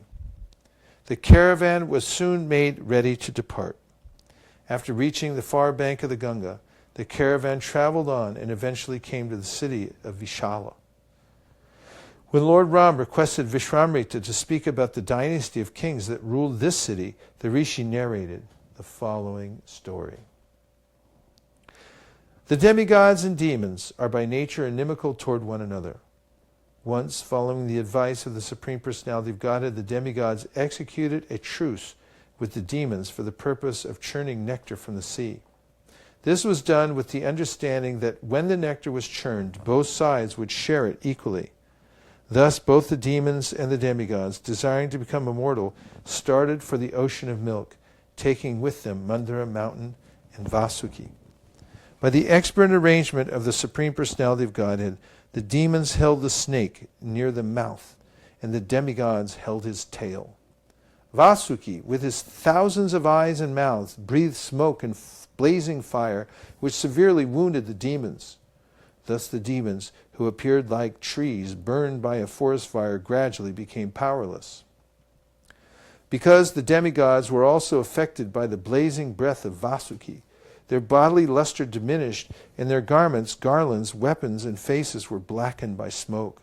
However, by the grace of the Supreme Personality of Godhead, clouds appeared on the sea, pouring torrents of rain, and strong breezes carried particles of water from the sea waves, thus giving relief to the demigods. Because of the mountain's great weight, the demigods and demons became fatigued, and some were dying. Thus, because Mandara mountain was very heavy and was not held by any support, it sank into the ocean. In this way, the prowess of both the demons and the demigods was vanquished. The Supreme Personality of Godhead Vishnu then appeared on the back of his carrier Garuda. The Lord appeared like a blackish cloud. Wearing a garland of flowers, he was dressed with yellow garments and earrings that shone on his ears like lightning. His eyes were pinkish, and his hair was spread over his shoulders. By his mercy, he brought the demigods and demons back to life. The Lord then lifted the mountain with one hand and placed it on the back of Garuda. Then he sat on the mountain, and Garuda carried him to the spot of the churning and placed the mountain in the middle of the sea. The Lord then asked Garuda to leave, because as long as Garuda was present, Vaisesika could not come there. The Supreme Personality of Godhead, appearing in his incarnation as Kurma avatar, a gigantic tortoise, supported the mountain upon his back as he lay at the bottom of the ocean. Then Lord Vishnu used his strong, glorious arms, which award fearlessness throughout the universe, and took hold of Vaisesika like a rope and began churning the ocean, using Mandara mountain as a churning rod. Engaged in this way, the Lord appeared like the beautifully situated mountain named Indranila. The mountain moved back and forth, scratching the back of Lord Tortoise, who, while partially sleeping, was experiencing an itching sensation. Lord Vishnu then further expanded himself in a gigantic form and supported the top of Mount Mandara with one hand to keep it steady. As the churning resumed with great force, the fish, sharks, tortoises, and snakes became agitated. The entire ocean became turbulent, and even the large aquatic animals like whales, water elephants, crocodiles, and timingila fish, large whales that can swallow small whales, came to the surface. While the ocean was being churned in this way, it first produced a large amount of dangerous poison called hala. The demigods, seeing no one else to to save them, approached Lord Shiva and offered him prayers. Lord Shiva is called Ashutosh because he is very pleased if one becomes his devotee. Therefore, he readily agreed to drink all the poison generated by the churning. The goddess Durga, Lord Shiva's wife, was not at all disturbed when Lord Shiva agreed to drink the poison, for she knew Lord Shiva's prowess. Indeed, she was pleased with this agreement. Lord Shiva gathered the devastating poison which had spread everywhere. He took it in his hand and drank it, which made his neck become bluish. However, a small quantity of the poison spilled from his hands to the ground. It is because of this poison that there are poisonous snakes, scorpions, toxic plants, and other poisonous things in the world. Thereafter, in the course of churning the milk ocean, 600 million apsaras were produced. And because neither the demigods or demons accepted them, they became prostitutes. When Varuni, the goddess of liquor, Sura, next emerged from the milk ocean, the demons would not accept her. The demigods did, however, and for this reason the sons of Aditi became known as Suras, where the sons of Diti became known as Asuras. Finally, after many years, Lord Vishnu, in the form of Dhanvantari, the inaugurator of the medical science, appeared from the ocean of milk, holding a water pot filled with nectar in one hand and a staff in the other. A great fight ensued between the demigods and demons over the nectar. When both sides neared destruction, the demons took possession of the nectar. Lord Vishnu then assumed the form of Mohini Murti. When this extraordinarily beautiful form of the Lord, as a young woman, appeared before them, the demons immediately became captivated by her. Because the demons were then fighting amongst themselves to possess the nectar, they selected this beautiful woman to settle their quarrel. Taking advantage of their weakness, Mohini, the incarnation of the Supreme Personality of Godhead, enticed the demons to promise that whatever decision she gave, they would agree to. When the demons made this promise, Mohini Murti had the demigods and demons sit in different lines so that she could distribute the nectar. Mohini Murti approached the demons and spoke graciously to them. The demons thought themselves most fortunate to talk with her. Since the demigods were seated at a distant place, the demons thought they would get only a small portion of the nectar. Indeed, the demons concluded that because Mohini Murti appeared so pleased with them, she would give the demons all the nectar. Enchanted by the exquisite transcendental beauty of the Mohini form, the demons agreed to hand over the nectar to Mohini Devi, who then artfully delivered it to the demigods. The demons were so captivated by the tricks and friendly words of Mohini Murti that although the demigods were served first, the demons were pacified merely by her sweet words. The Lord said to the demons, "The demigods are very miserly and are excessively anxious to take the nectar first. Let them have it first. Since you are not like them, you can wait a little longer. You are all heroes and are therefore pleased with me. It is better for you to wait until after the demigods drink." The Lord intended to distribute the nectar only to the demigods. She knew that the demons were quite unfit to drink the nectar. When the demons saw that Mohini Murti was cheating them, however, they remained silent. Nevertheless, one demon named Rahu dressed himself like a demigod and sat down in the line of the demigods, sitting beside the sun and the moon. When the Supreme Personality of Godhead understood how Rahu was cheating, he immediately cut off the demon's head. Rahu, however, had already tasted the nectar, and therefore, although his head was severed, he remained alive. After the demigods finished drinking the nectar, the Supreme Personality of Godhead assumed his own form and quickly carried off the nectar by an act of deception. When the demons opposed her, Mohini Murti easily vanquished them and thus enabled Indra to become the undisputed ruler of the three worlds. Upon seeing the defeat of her sons, Diti became very unhappy and began performing austerities with the aim of obtaining a son capable of killing Indra in revenge. Knowing that Diti was intent upon performing austerities for 1,000 years to attain his destruction, Indra came to her and began rendering menial service to her with great care and attention. When only 10 years of her vow remained, being pleased with Indra, assured him that she would pacify her son once he was born, so that Indra could continue ruling over the three worlds without fear. Indra, however, remained wary. Sometime later, Diti became very tired and carelessly laid down, placing her head where her feet normally would rest. In this way, Diti neglectfully allowed her hair to become contaminated. Taking advantage of this fault, Indra utilized his mystic power to enter her womb. Indra then cut Diti's embryo into 7 parts.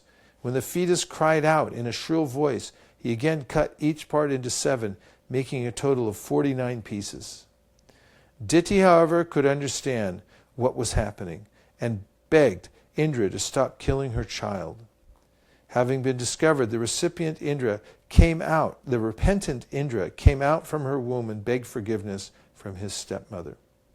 Thus Diti requested that her 49 children be allowed to become wind gods. Indra agreed, and thus he and Diti were reconciled, while the 49 children became recognized as demigods known as the Maruts. Viswamitra concluded, this city Vishala is situated at the place where Diti formerly performed her austerities. Later the son of Ikshvaku, named Vishala, built the city, and the present king in his dynasty is Sumati. Maharaja Sumati then came out of the city to receive and worship Viswamitra. At his invitation, the party rested there for the night. The next morning, the caravan again proceeded on its journey toward the kingdom of Videha. Upon reaching the outskirts of Mithila, the capital city of Maharaj Janak, Lord Rama saw an old desolate hermitage. After Ram inquired about it from Viswamitra, the Rishi explained, this ashrama formerly belonged to Gautama Rishi, who practiced austerities here along with his wife, Ahalya. Once upon a time, knowing that Gautama was away from his ashrama, King Indra assumed a form that closely resembled the Rishi. He went to the ashrama in that disguise and approached Gautama's wife, saying, my dear beautiful one, I desire union with you immediately. Please do not disappoint me. Although Ahalya recognized that it was Indra disguised as Gautama, she did not refuse him, for she too eagerly desired his embraces. Thus the union took place, and after their lusty urges had been gratified, Ahalya begged, O Indra, please protect us from the wrath of my husband Gautama. Indra assured Ahalya that he would depart immediately, unnoticed by anyone. However, while Indra was sneaking away from Gautama's ashrama, the Rishi suddenly returned. When Gautama saw Indra disguised as himself, his head hanging down in shame, he could well understand the nature of his misconduct. Thus, with great anger, the Rishi cursed Indra, O lusty fool, may your testicles immediately fall off as punishment for this abominable act. No sooner had the curse been pronounced when Indra's testicles fell from his body and dropped to the ground.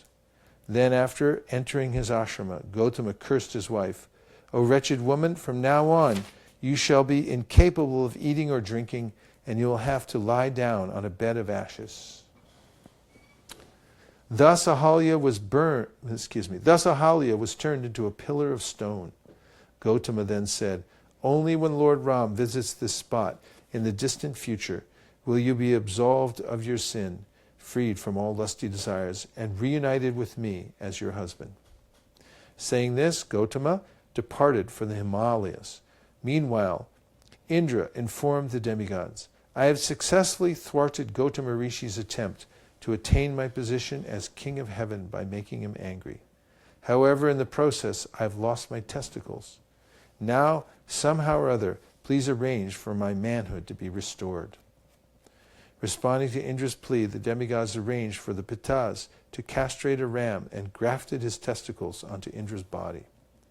After narrating this story, Viswamitra invited Lord Rama to enter the ashrama of Gautama. As soon as Rama entered the hermitage, Ahalya regained her original form, dazzling with ascetic splendor. Indeed, upon Ahalya's liberation, there was a sudden shower of celestial flowers with drums beating in the heavens. Ram and Lakshman respectfully touched Ahalya's feet, and she reciprocally welcomed the two brothers and Viswamitra. Gautama Rishi then came to be reunited with his wife and worshipped Lord Rama and Lakshman with great reverence. Thereafter, the caravan entered Mithila. Upon arriving at the sacrificial arena of King Janak, Lord Rama was pleased to see that thousands of Brahmanas had assembled from all parts of the world. Hearing of Vishwamrita's arrival, Maharaja Janak hurriedly went to greet him and addressed him, saying, "O best of saintly persons, this sacrifice will take 12 days to complete, with the demigods appearing personally to accept their shares of the offerings. My dear sir, please tell me who these two exalted personalities are that have accompanied you. Indeed, they appear to be like gods in human form." Vishwamrita replied, "These two young men are Ram and Lakshman, the sons of King Dasaratha. They have come here to examine the great bow that you have been worshipping. I brought them from Ayodhya to my ashram to kill the Rakshasas that were disturbing my sacrifice. On the way, they killed the she-demon Tataka. And then, at Siddhashrama, Ram hurled Maricha 100 yojanas into the sea and killed Subahu. Before arriving at Mithila, Ram freed Ahalya from her husband's curse and received the worship of Gautama Rishi." Later, when everyone was comfortably seated, Satananda, the chief priest of Maharaja Janak and eldest son of Gautama Rishi, requested Vishwamrita to recount in detail the story of how his mother had regained her original form at the sight of Lord Rama. The Rishi then happily related the entire incident. Thereafter, Satananda reciprocated by narrating the glorious story of Vishwamrita. Vishwamrita was born as the son of Gadi and formerly ruled his kingdom as a righteous Kshatriya. Once taking an akshohini of soldiers with him, Vishwamrita began to travel over the earth. In due course of time, he came upon the hermitage of the great Brahma Rishi Vasishta. Entering the beautiful hermitage, which was inhabited by many sages, he bowed respectfully before Vasishta. The Rishi received Vishwamrita cordially, and the two became engaged in friendly conversation. Vasishta said, "My dear king, please remain here for a few days as my guest so that I may entertain you in a manner befitting your position." Vishwamrita humbly replied, "I am already fully satisfied with your kind reception. I ask only for your permission to leave." Vasishta, however, repeatedly insisted that Vishwamrita and his men remain. Finally, Vishwamrita relented. This being settled, Vasishta brought his Kamandenu cow, named Sabala, before Vishwamrita and ordered her to produce a sumptuous royal feast. Being so commanded, the celestial cow immediately brought forth a huge quantity of seemingly unlimited varieties of food and drink, all arranged on sparkling silver platters. Vishwamrita and his men then feasted to their full satisfaction. However, before long, Vishwamrita began to feel envious of Vasishta, wishing he had the celestial cow for himself. As the pangs of greed surfaced, Vishwamrita told Vasishta, "I must have this wonderful cow of yours at all costs. Please give her to me, and I will reward you appropriately." Vishwamrita offered the sage hundreds of thousands of cows, gold, unlimited jewels, and more. Regardless, Vasishta refused to give up his celestial cow, saying, "I am very sorry, but I shall never be able to part with this Kamandhenu, even in exchange for 1 billion cows. This wish-fulfilling cow is inseparable from me, for I need her to supply all the ingredients for my sacrificial performances." Vishwamrita then replied, "This cow should rightfully belong to me, for the king is meant to possess the very best of everything." Because Vasishta's refusal only fanned the flames of Vishwamrita's desire, the king proceeded to offer the sage more and more. Regardless, Vasishta refused to part with his cow. Finally, out of frustration and anger, Vishwamrita grabbed the cow and began dragging her out of the ashram. At this, the Kamandenu cried out pitifully, imploring Vashishta, "O Rishi, why are you allowing me to be taken away like this? Although I have served you faithfully, are you now going to desert me?" Subala freed herself from the hundreds of men assisting Viswamitra in dragging her away. As she fled back to the ashrama, Vashishta replied, "My dear Subala, I am certainly not abandoning you. However, my power is not equal to the king's. I am helpless to rescue you." Subala replied, "Dear Rishi, the king's material strength is insignificant in comparison to your spiritual strength. If you allow me to do so, I will utilize your superior energy to vanquish Viswamrita's army myself." When Vashishta gave his consent, Subala proceeded to create innumerable fierce warriors from her body that began to consume Viswamrita's army. However, the powerful king destroyed them all. Moreover, his Kshatriya spirit bristling, he challenged Subala to create more soldiers if she desired to continue fighting. Subala then proceeded to produce more, fiercer warriors that sprang from her udders, genitals, anus, and other bodily parts. These superior soldiers completely vanquished Viswamrita's army. Seeing this, Viswamrita's 100 sons angrily rushed at Vashishta, but the Brahmarshi reduced them to a mere pile of ashes simply by uttering a mighty roar. Having thus lost not only his entire army, but his sons as well, Viswamrita departed, pale and dejected. Viswamrita ordered his only remaining son to rule the kingdom and retired to the forest to perform austerities, hoping to please Lord Shiva. After some time, Lord Shiva became satisfied with Viswamrita's austerities and appeared before the king to reward him. The delighted Viswamrita expressed his desire to possess the knowledge of all celestial weapons. Lord Shiva, known as Ashutosh because he is easily pleased, awarded Viswamrita his desired benediction. Thus Viswamrita, who was already too proud, became exceedingly puffed up after receiving the celestial weapons, thinking his prowess to be invincible. Viswamrita went directly to the ashrama of Vashishta and began showering down his weapons so fiercely that it appeared the ashrama was on the verge of annihilation. All the sages residing there began to flee in terror, despite Vashishta's assurances. Indeed, in a short time, the area appeared desolate. Picking up his Brahminical rod, Vashishta addressed Viswamrita as follows: "Because of your rash act of aggression, I shall now cut down your false pride and show you the futility of your so-called prowess." Vashishta held out his Brahminical rod and neutralized all of Vashishta's weapons. All of Viswamrita's weapons.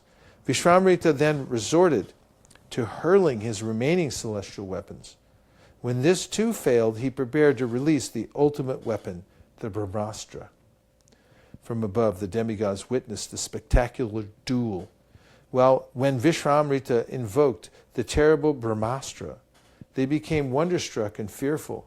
However, after Viswamrita released the Brahmastra, Vashishta countered it by assuming an awful form of gigantic proportions with flames blazing forth from every pore of his body, neutralizing the energy of the Brahmastra.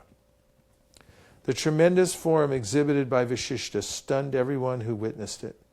Indeed, after seeing the Rishi's great prowess, the sages began to offer Vashishta prayers. With the Brahmastra weapon countered, Vashishta again assumed his normal form. In the meantime, Viswamrita desisted from battle and departed, condemning the meager powers of the Kshatriyas. Understanding Brahminical power to be superior, Viswamrita became determined to become a Brahmarshi like Vashishta. He then went into seclusion with his wife and began to execute severe austerities. After 1,000 years, Lord Brahma appeared before Viswamrita and formally conferred upon him the status of Rajarshi as a reward. However, as Lord Brahma departed, Viswamrita hung his head in shame over the meagerness of his achievement. Remaining determined to achieve the status of Brahmarshi and nothing less, Viswamitra again resumed his severe austerities. He was only given the status of Rajarshi, but he wanted to become a Brahmarshi. During this same time, there was a king in the line of Ikshvaku named Trishanku, who ruled from his capital Ayodhya. Desiring to perform a sacrifice that would enable him to ascend to heaven in his human body without changing bodies, he requested Vasishtha to become his priest. Vasishtha, however, refused, claiming it would be impossible to perform such a sacrifice. Afterward, Trishanku approached Vasishtha's 100 sons, who were engaged in performing sacrifices, and asked them to assist him in the performance of his sacrifice. However, when they learned of their father's refusal, they angrily chastised him for attempting to solicit their help after being turned down by his guru. Hearing their criticism, Trishanku replied, "If you are not willing to help me, I will seek the assistance of others more magnanimous." Upon hearing Trishanku's impudent statement, the rishis became furious and cursed Trishanku to become a chandal. Soon thereafter, Trishanku's golden complexion turned black, his garments became old and soiled, his long lustrous hair began to fall out, his cosmetics turned to ashes, his gold ornaments turned to iron, and his garland transformed into flowers from a crematorium. When Trishanku's ministers witnessed this transformation, they immediately abandoned him as untouchable. Having become a chandala, bereft of his former position, Trishanku went to see Viswamitra, who was engaged in performing austerities.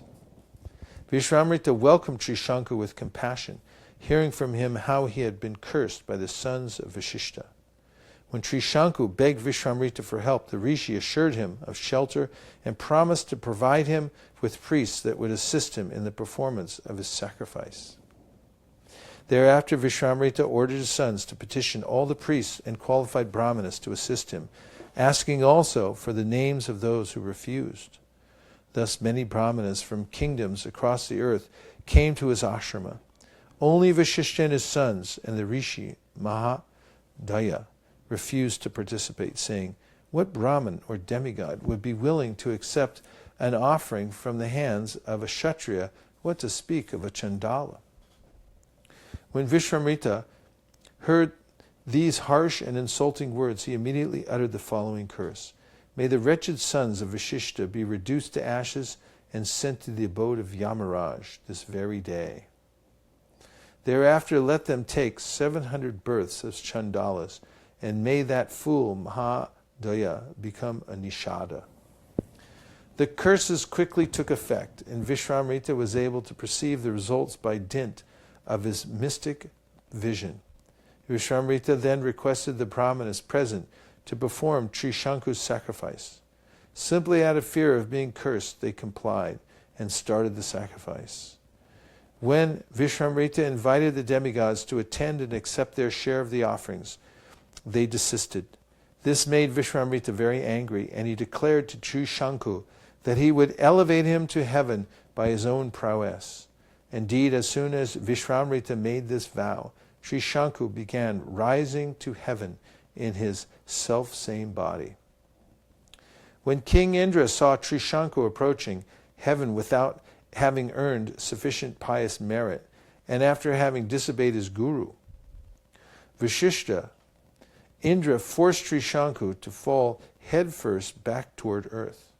While thus falling, Trishanku called out helplessly to Viswamitra to rescue him. Viswamitra not only stopped Trishanku's fall, but also created a replica planetary system, complete with imitation demigods for Trishanku to reside in. The demigods, however, were outraged by this wonderful feat. Approaching Viswamitra, they said, "Give up your efforts to help Trishanku. He lacks the necessary qualifications for residing in the heavenly planets."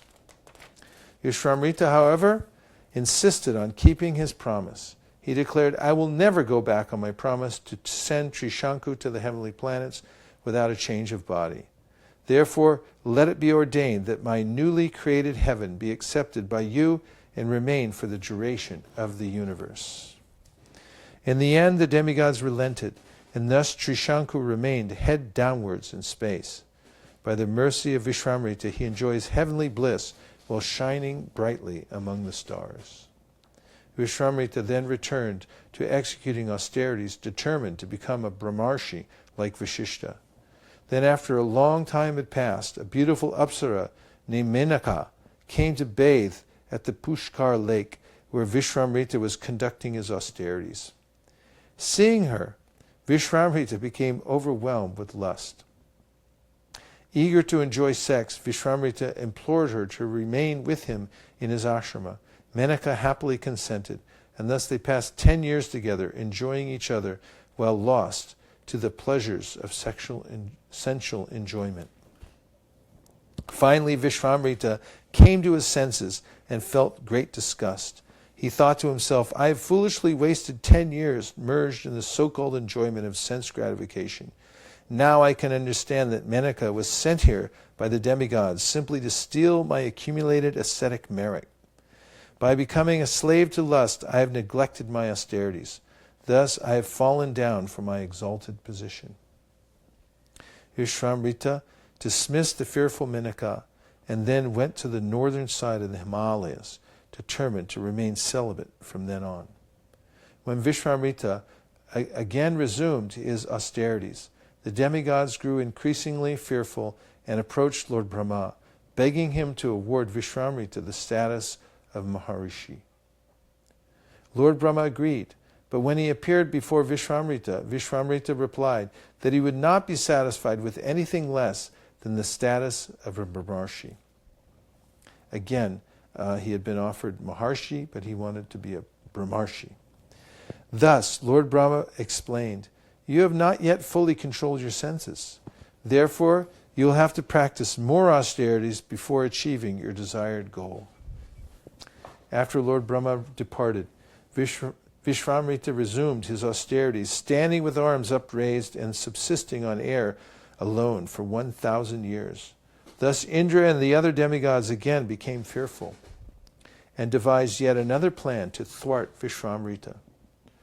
Indra requested the lovely Apsara named Ramba to allure Viswamitra away from his practice of austerities. Ramba, trembling with fear, declined, saying that she feared Viswamrita's curse. Indra, however, assured her by saying, "Dear girl, please do not be afraid, for you shall surely succeed. It is springtime and Cupid shall accompany you. I shall also go, disguised as a sweet singing cuckoo. Do not worry, your beauty is irresistible. Viswamitra will become a toy in your hands." Ramba finally agreed, and thereafter she appeared before Viswamitra in a most pleasing manner, displaying her various feminine allurements. At first Viswamitra was pleased to see her, thinking she had come of her own accord. However, after a moment's consideration, Viswamitra realized that her appearance was simply another trick to thwart him from his practice. Flaring with anger, Viswamitra roared, "You foolish woman! You knew I was performing austerities for the performance of controlling my senses. Still you dare to persist, trying to seduce me. For this you will have to stand as a stone statue for 10,000 years, or until the Rishi Vasishta delivers you." Ramba immediately turned into stone, while Indra and Cupid fearfully fled from the scene. However, after cursing the Apsara, Viswamitra became morose, realizing that he had fallen victim to uncontrolled anger, thus diminishing his accumulated stock of ascetic merit. Viswamitra then vowed to never again become angry. "I will not breathe, utter a word, or eat a morsel of food or drink until I have achieved the status of Brahmarshi." Viswamitra then resumed his austerities. However, after fasting for 1,000 years, he decided to eat something.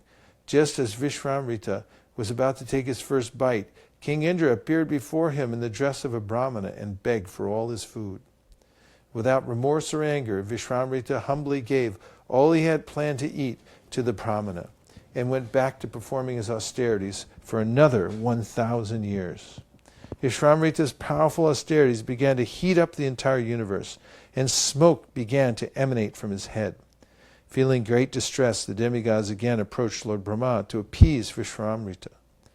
At that time, Lord Brahma, along with the demigods, went to Viswamrita and awarded him the status of Brahmarshi, just to persuade him to desist in his austerities. Viswamrita became very satisfied at heart. However, he further insisted, "It is not enough for you to award me the status of Brahmarshi. I must be accepted as such by the other Brahmarshis, especially Vasishta." Thus, at the request of the demigods, Vasishta went to Viswamrita and agreed to recognize him as a Brahmarshi. In return, Viswamrita also agreed. In turn, Viswamrita also offered great respect to Vasishta. Their long-standing enmity was soon forgotten, and they became friends. The next morning, Maharaj Janak called for Viswamrita, Rama, and Lakshman. After respectfully greeting them, he said, "I know that such great personalities would not come here without some grave purpose. Therefore, please inform me what service I may offer you." Viswamrita smilingly replied, "Rama and Lakshman have come here because they are eager to see the wonderful bow you keep and have worshipped for so long." Maharaj Janak then explained, "This bow was used by Lord Shiva in a bygone age to disrupt the sacrifice of his father-in-law Daksha. Being denied his sacrificial share, Lord Shiva angrily picked up his bow and threatened to annihilate the demigods.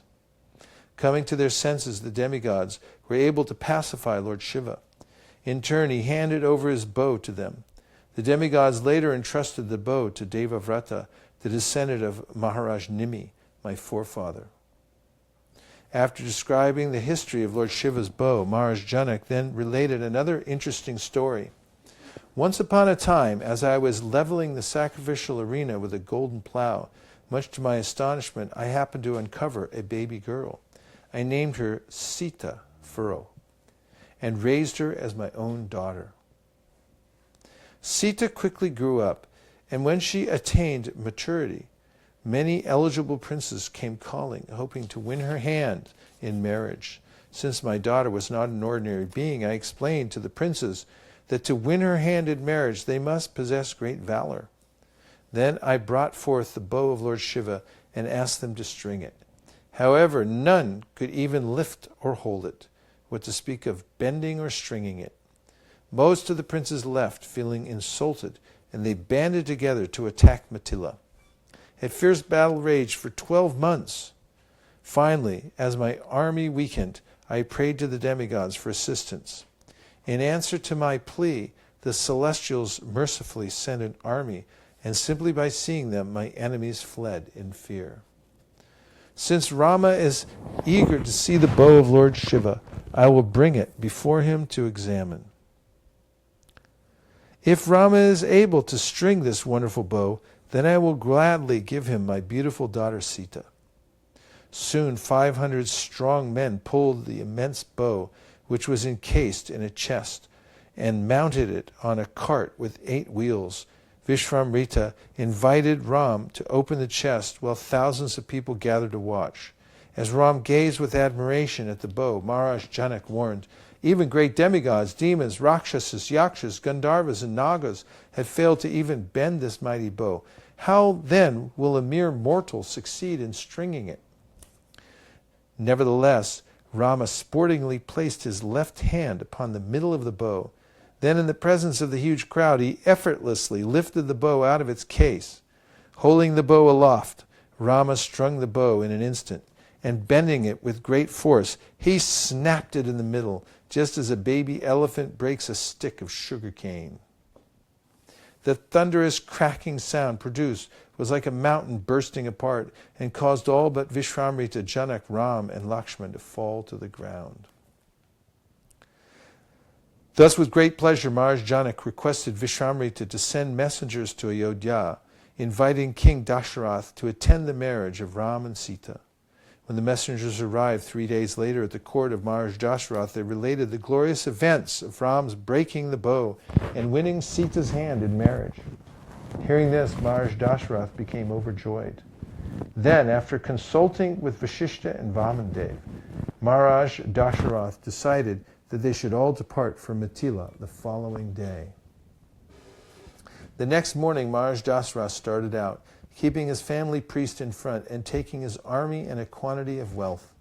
After traveling for 4 days, the party reached the outskirts of Mithila. Seeing his approach, King Janak came out to meet Maharaja Dasaratha, giving him a royal reception. Afterward, when Maharaja Dasaratha had met his sons, it was fixed that the preliminary marriage rituals would begin at an auspicious moment the next day.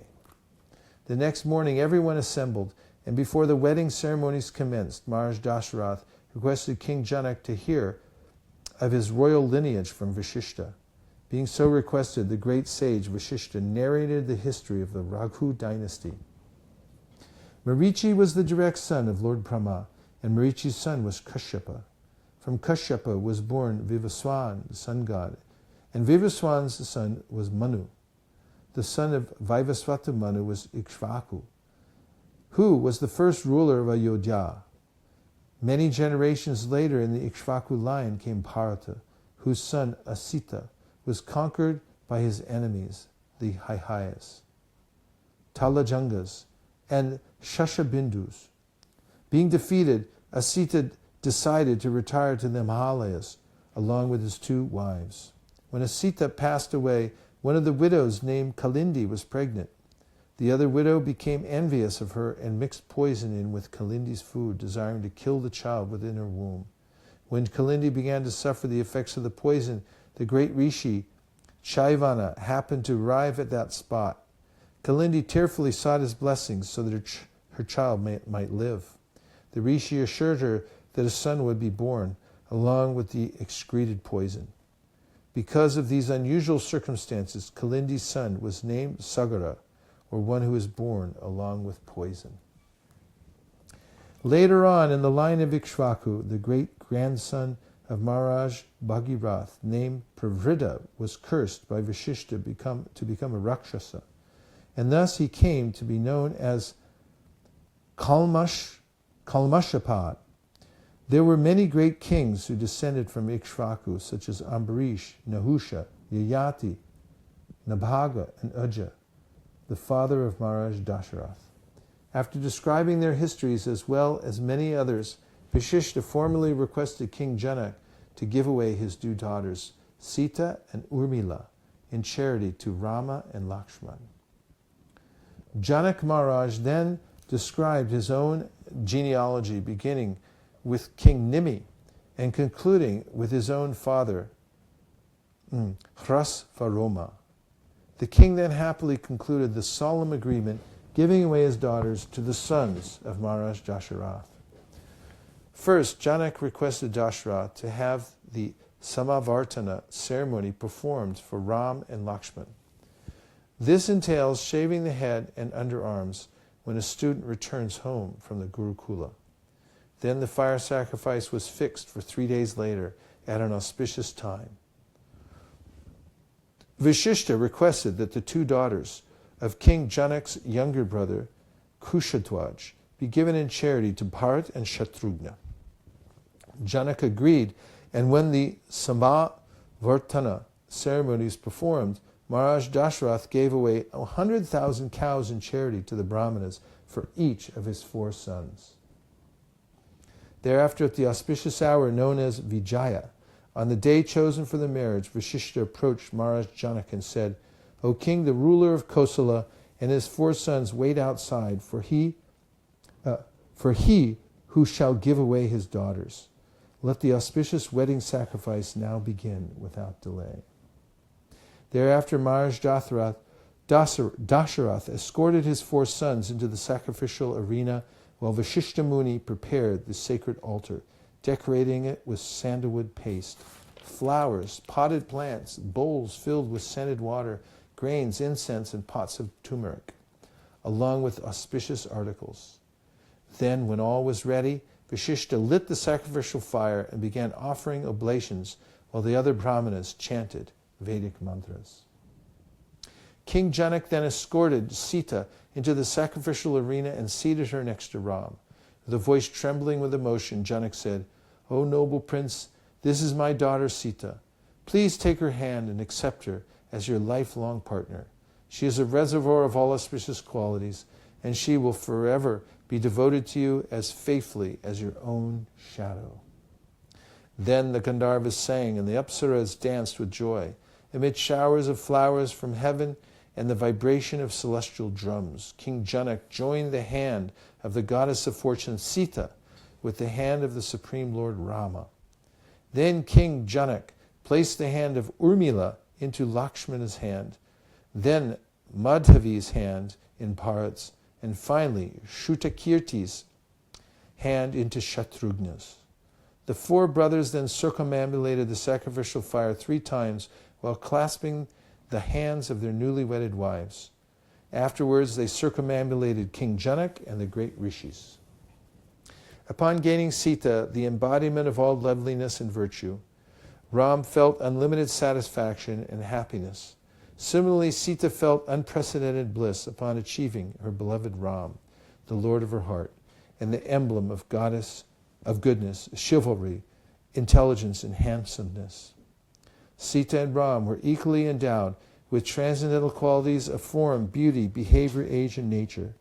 Dedicating their hearts to each other, Sita and Ram shone resplendently, just as Lord Vishnu shines in the company of his divine consort, Lakshmi. Even today, opulent marriage festivals are enjoyed universally. The Supreme Lord Ram himself has kindly shown us that a man and woman can enjoy a successful marriage by combining to follow religious principles. Human beings should not mate simply out of sex impulse like cats and dogs. For the way of the beast is characterized by fear, suffering, and rebirth. Therefore, every civilized society has some systematic arrangement for married life according to religious codes aimed at bringing peace and in the best of societies, Krishna-conscious living. Eternally related as husband and wife, Ram and Sita are inseparable. Materialists sometimes want to worship and possess the goddess of fortune without Lord Ram, but this is never possible. Without Ram, Sita turns into Durga, the material energy personified, and to embrace her is to embrace death. However, if we concentrate on pleasing Lord Ram or Lord Krishna, the goddess of fortune will automatically bestow all her blessings upon us. The secret of successful living, including family affairs, is to put the Lord in the center of our lives and make his service the goal of our endeavors. After the day's festivities were concluded, the marriage party retired for the night. The next morning, Viswamitra left Mithila for the Himalayas, and later that day, Maharaja Dasaratha departed with his 4 sons and their wives, after receiving a large dowry from King Janak. On the way back to Ayodhya, Maharaja Dasaratha observed the inauspicious sign of numerous fearful birds screeching overhead. At the same time, he saw the auspicious sign of deer crossing his path from left to right. Fearing some impending danger, the king inquired from Vasishtha for an explanation. The rishi replied, "The screaming birds indicate some imminent danger. However, the deer crossing from left to right indicate there's no need to worry on that account." While Maharaja Dasaratha and his priest were thus discussing the matter, a fierce wind began blowing, shaking the very earth and knocking down many tall trees. Dust rose up and began to cover everything from all directions. It became so dark that nearly everyone except Maharaja Dasaratha, his sons, and Vasishtha, and the other rishis became bewildered and panic-stricken. Suddenly the famous and terrible warrior Parashuram appeared with matted hair, an axe on his right shoulder, and a bow on his left, and a powerful arrow in his hands. The rishis were supposed to see Parashuram in this ferocious aspect. The rishis were surprised to see Parashuram in this ferocious aspect, since previously, after annihilating the Kshatriya community 21 times, he had vowed to give up his anger and remain fixed in the execution of austerities. As the rishis were wondering why he had again become moved to anger, the son of Jamadagni addressed Lord Rama as follows. You have certainly performed a heroic feat by breaking the bow of Lord Shiva. However, I am carrying an even greater bow, that of Lord Vishnu. If you consider yourself a great hero, then take this bow and string it. If you are able to draw the arrow back to its full length, then I shall consider you a fit person to fight with. Hearing Parashuram's challenge, Maharaja Dasaratha became overwhelmed with grief, afraid to lose his beloved son.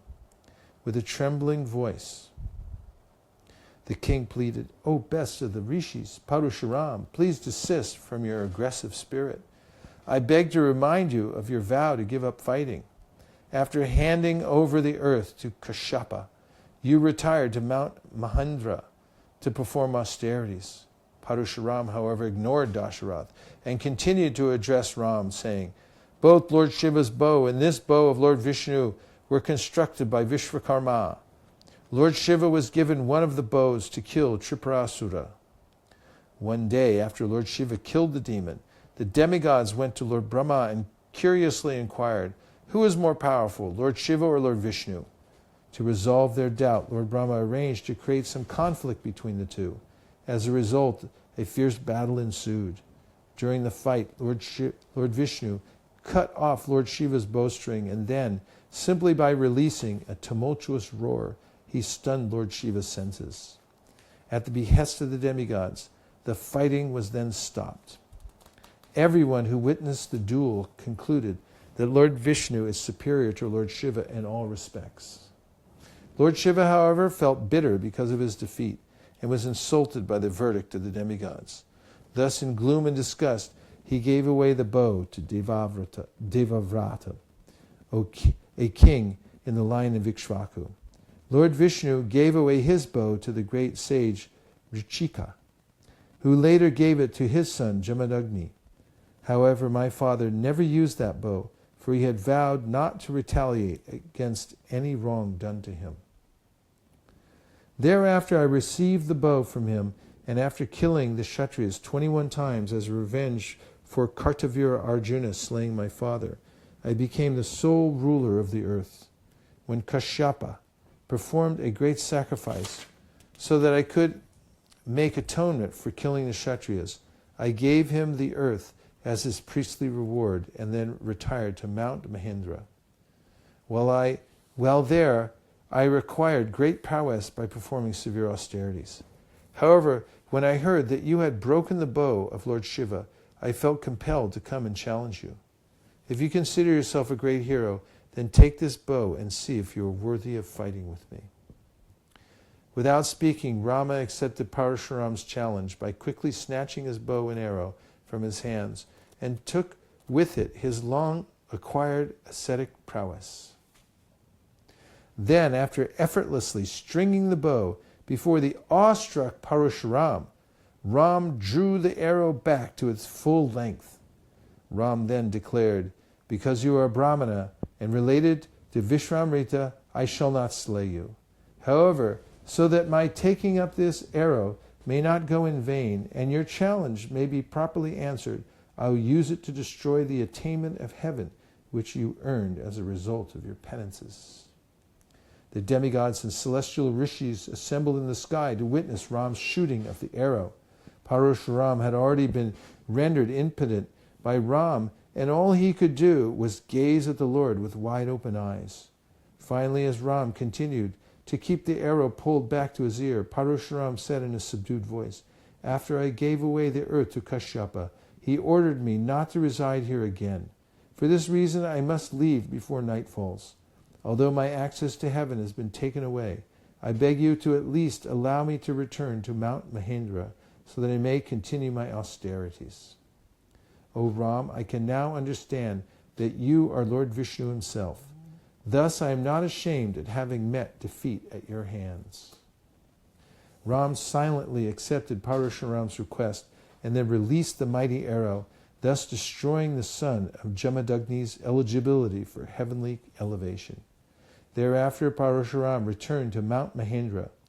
As soon as he departed, the darkness previously created, completely dissipated. From their position in the sky, the demigods glorified Lord Ram with great enthusiasm and showered him with fragrant flowers. Lord Ram then presented the bow of Lord Vishnu to Varuna, and the party thus continued on its way. Upon returning home, the 4 sons of Maharaja Dasaratha began living happily with their wives. After some time, King Yudhajit, the son of Kekai, and a maternal uncle of Bharat and Shatrughna, came to Ayodhya and invited his nephews to come and stay with him. After his 2 brothers departed for the Kekai kingdom, Ram began serving his father and 3 mothers with great care. Ram also carried out the state administrative functions so honestly and conscientiously that all the citizens came to love him dearly. Sita and Ram's natural attachment for each other grew day by day. They became completely dedicated to one another, being bound by each other's beauty and good qualities. In truth, Sita was beauty incarnate, being the goddess of fortune, Lakshmi herself. Within her mind, Sita could vividly read everything in the innermost core of Ram's heart.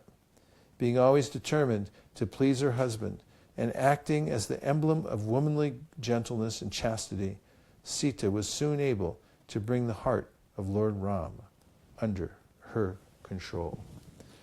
Thus ends the first chapter of the summary study of Ramayana by His Holiness Bhakti Vikas Swami, and thus ends tonight's reading of the Sri Ramayana. We thank everyone who joined us online tonight and heard this narration. Just by hearing of the Lord's pastimes, one becomes immediately sanctified and eligible for more hearing and chanting, which is the goal of life, to hear about the Lord. Thank you very much, everyone. Gaur Premanande Hari Hari Bo. Vansha Kalpadrubhascha Kripa Sindhabevacha Patitanam Pavanebhyo Vaishnavebhyo Namo Namaha. Can everyone please say Hare Krishna? Everyone say Sitaram. And now we're counting down the days until the divine appearance day of Lord Ram. And in the meantime, we're going to finish this whole summary book of Ramachandra's pastimes over the weekend. So be sure to tune in. We'll be on the ISKCON Silicon Valley website and also on Mayapur TV. And so watch out for that, and you'll hear the devotees reading all day long for 10 to 12 hours a day until we finish the entire book on Sunday. Thank you very much. Hare Krishna.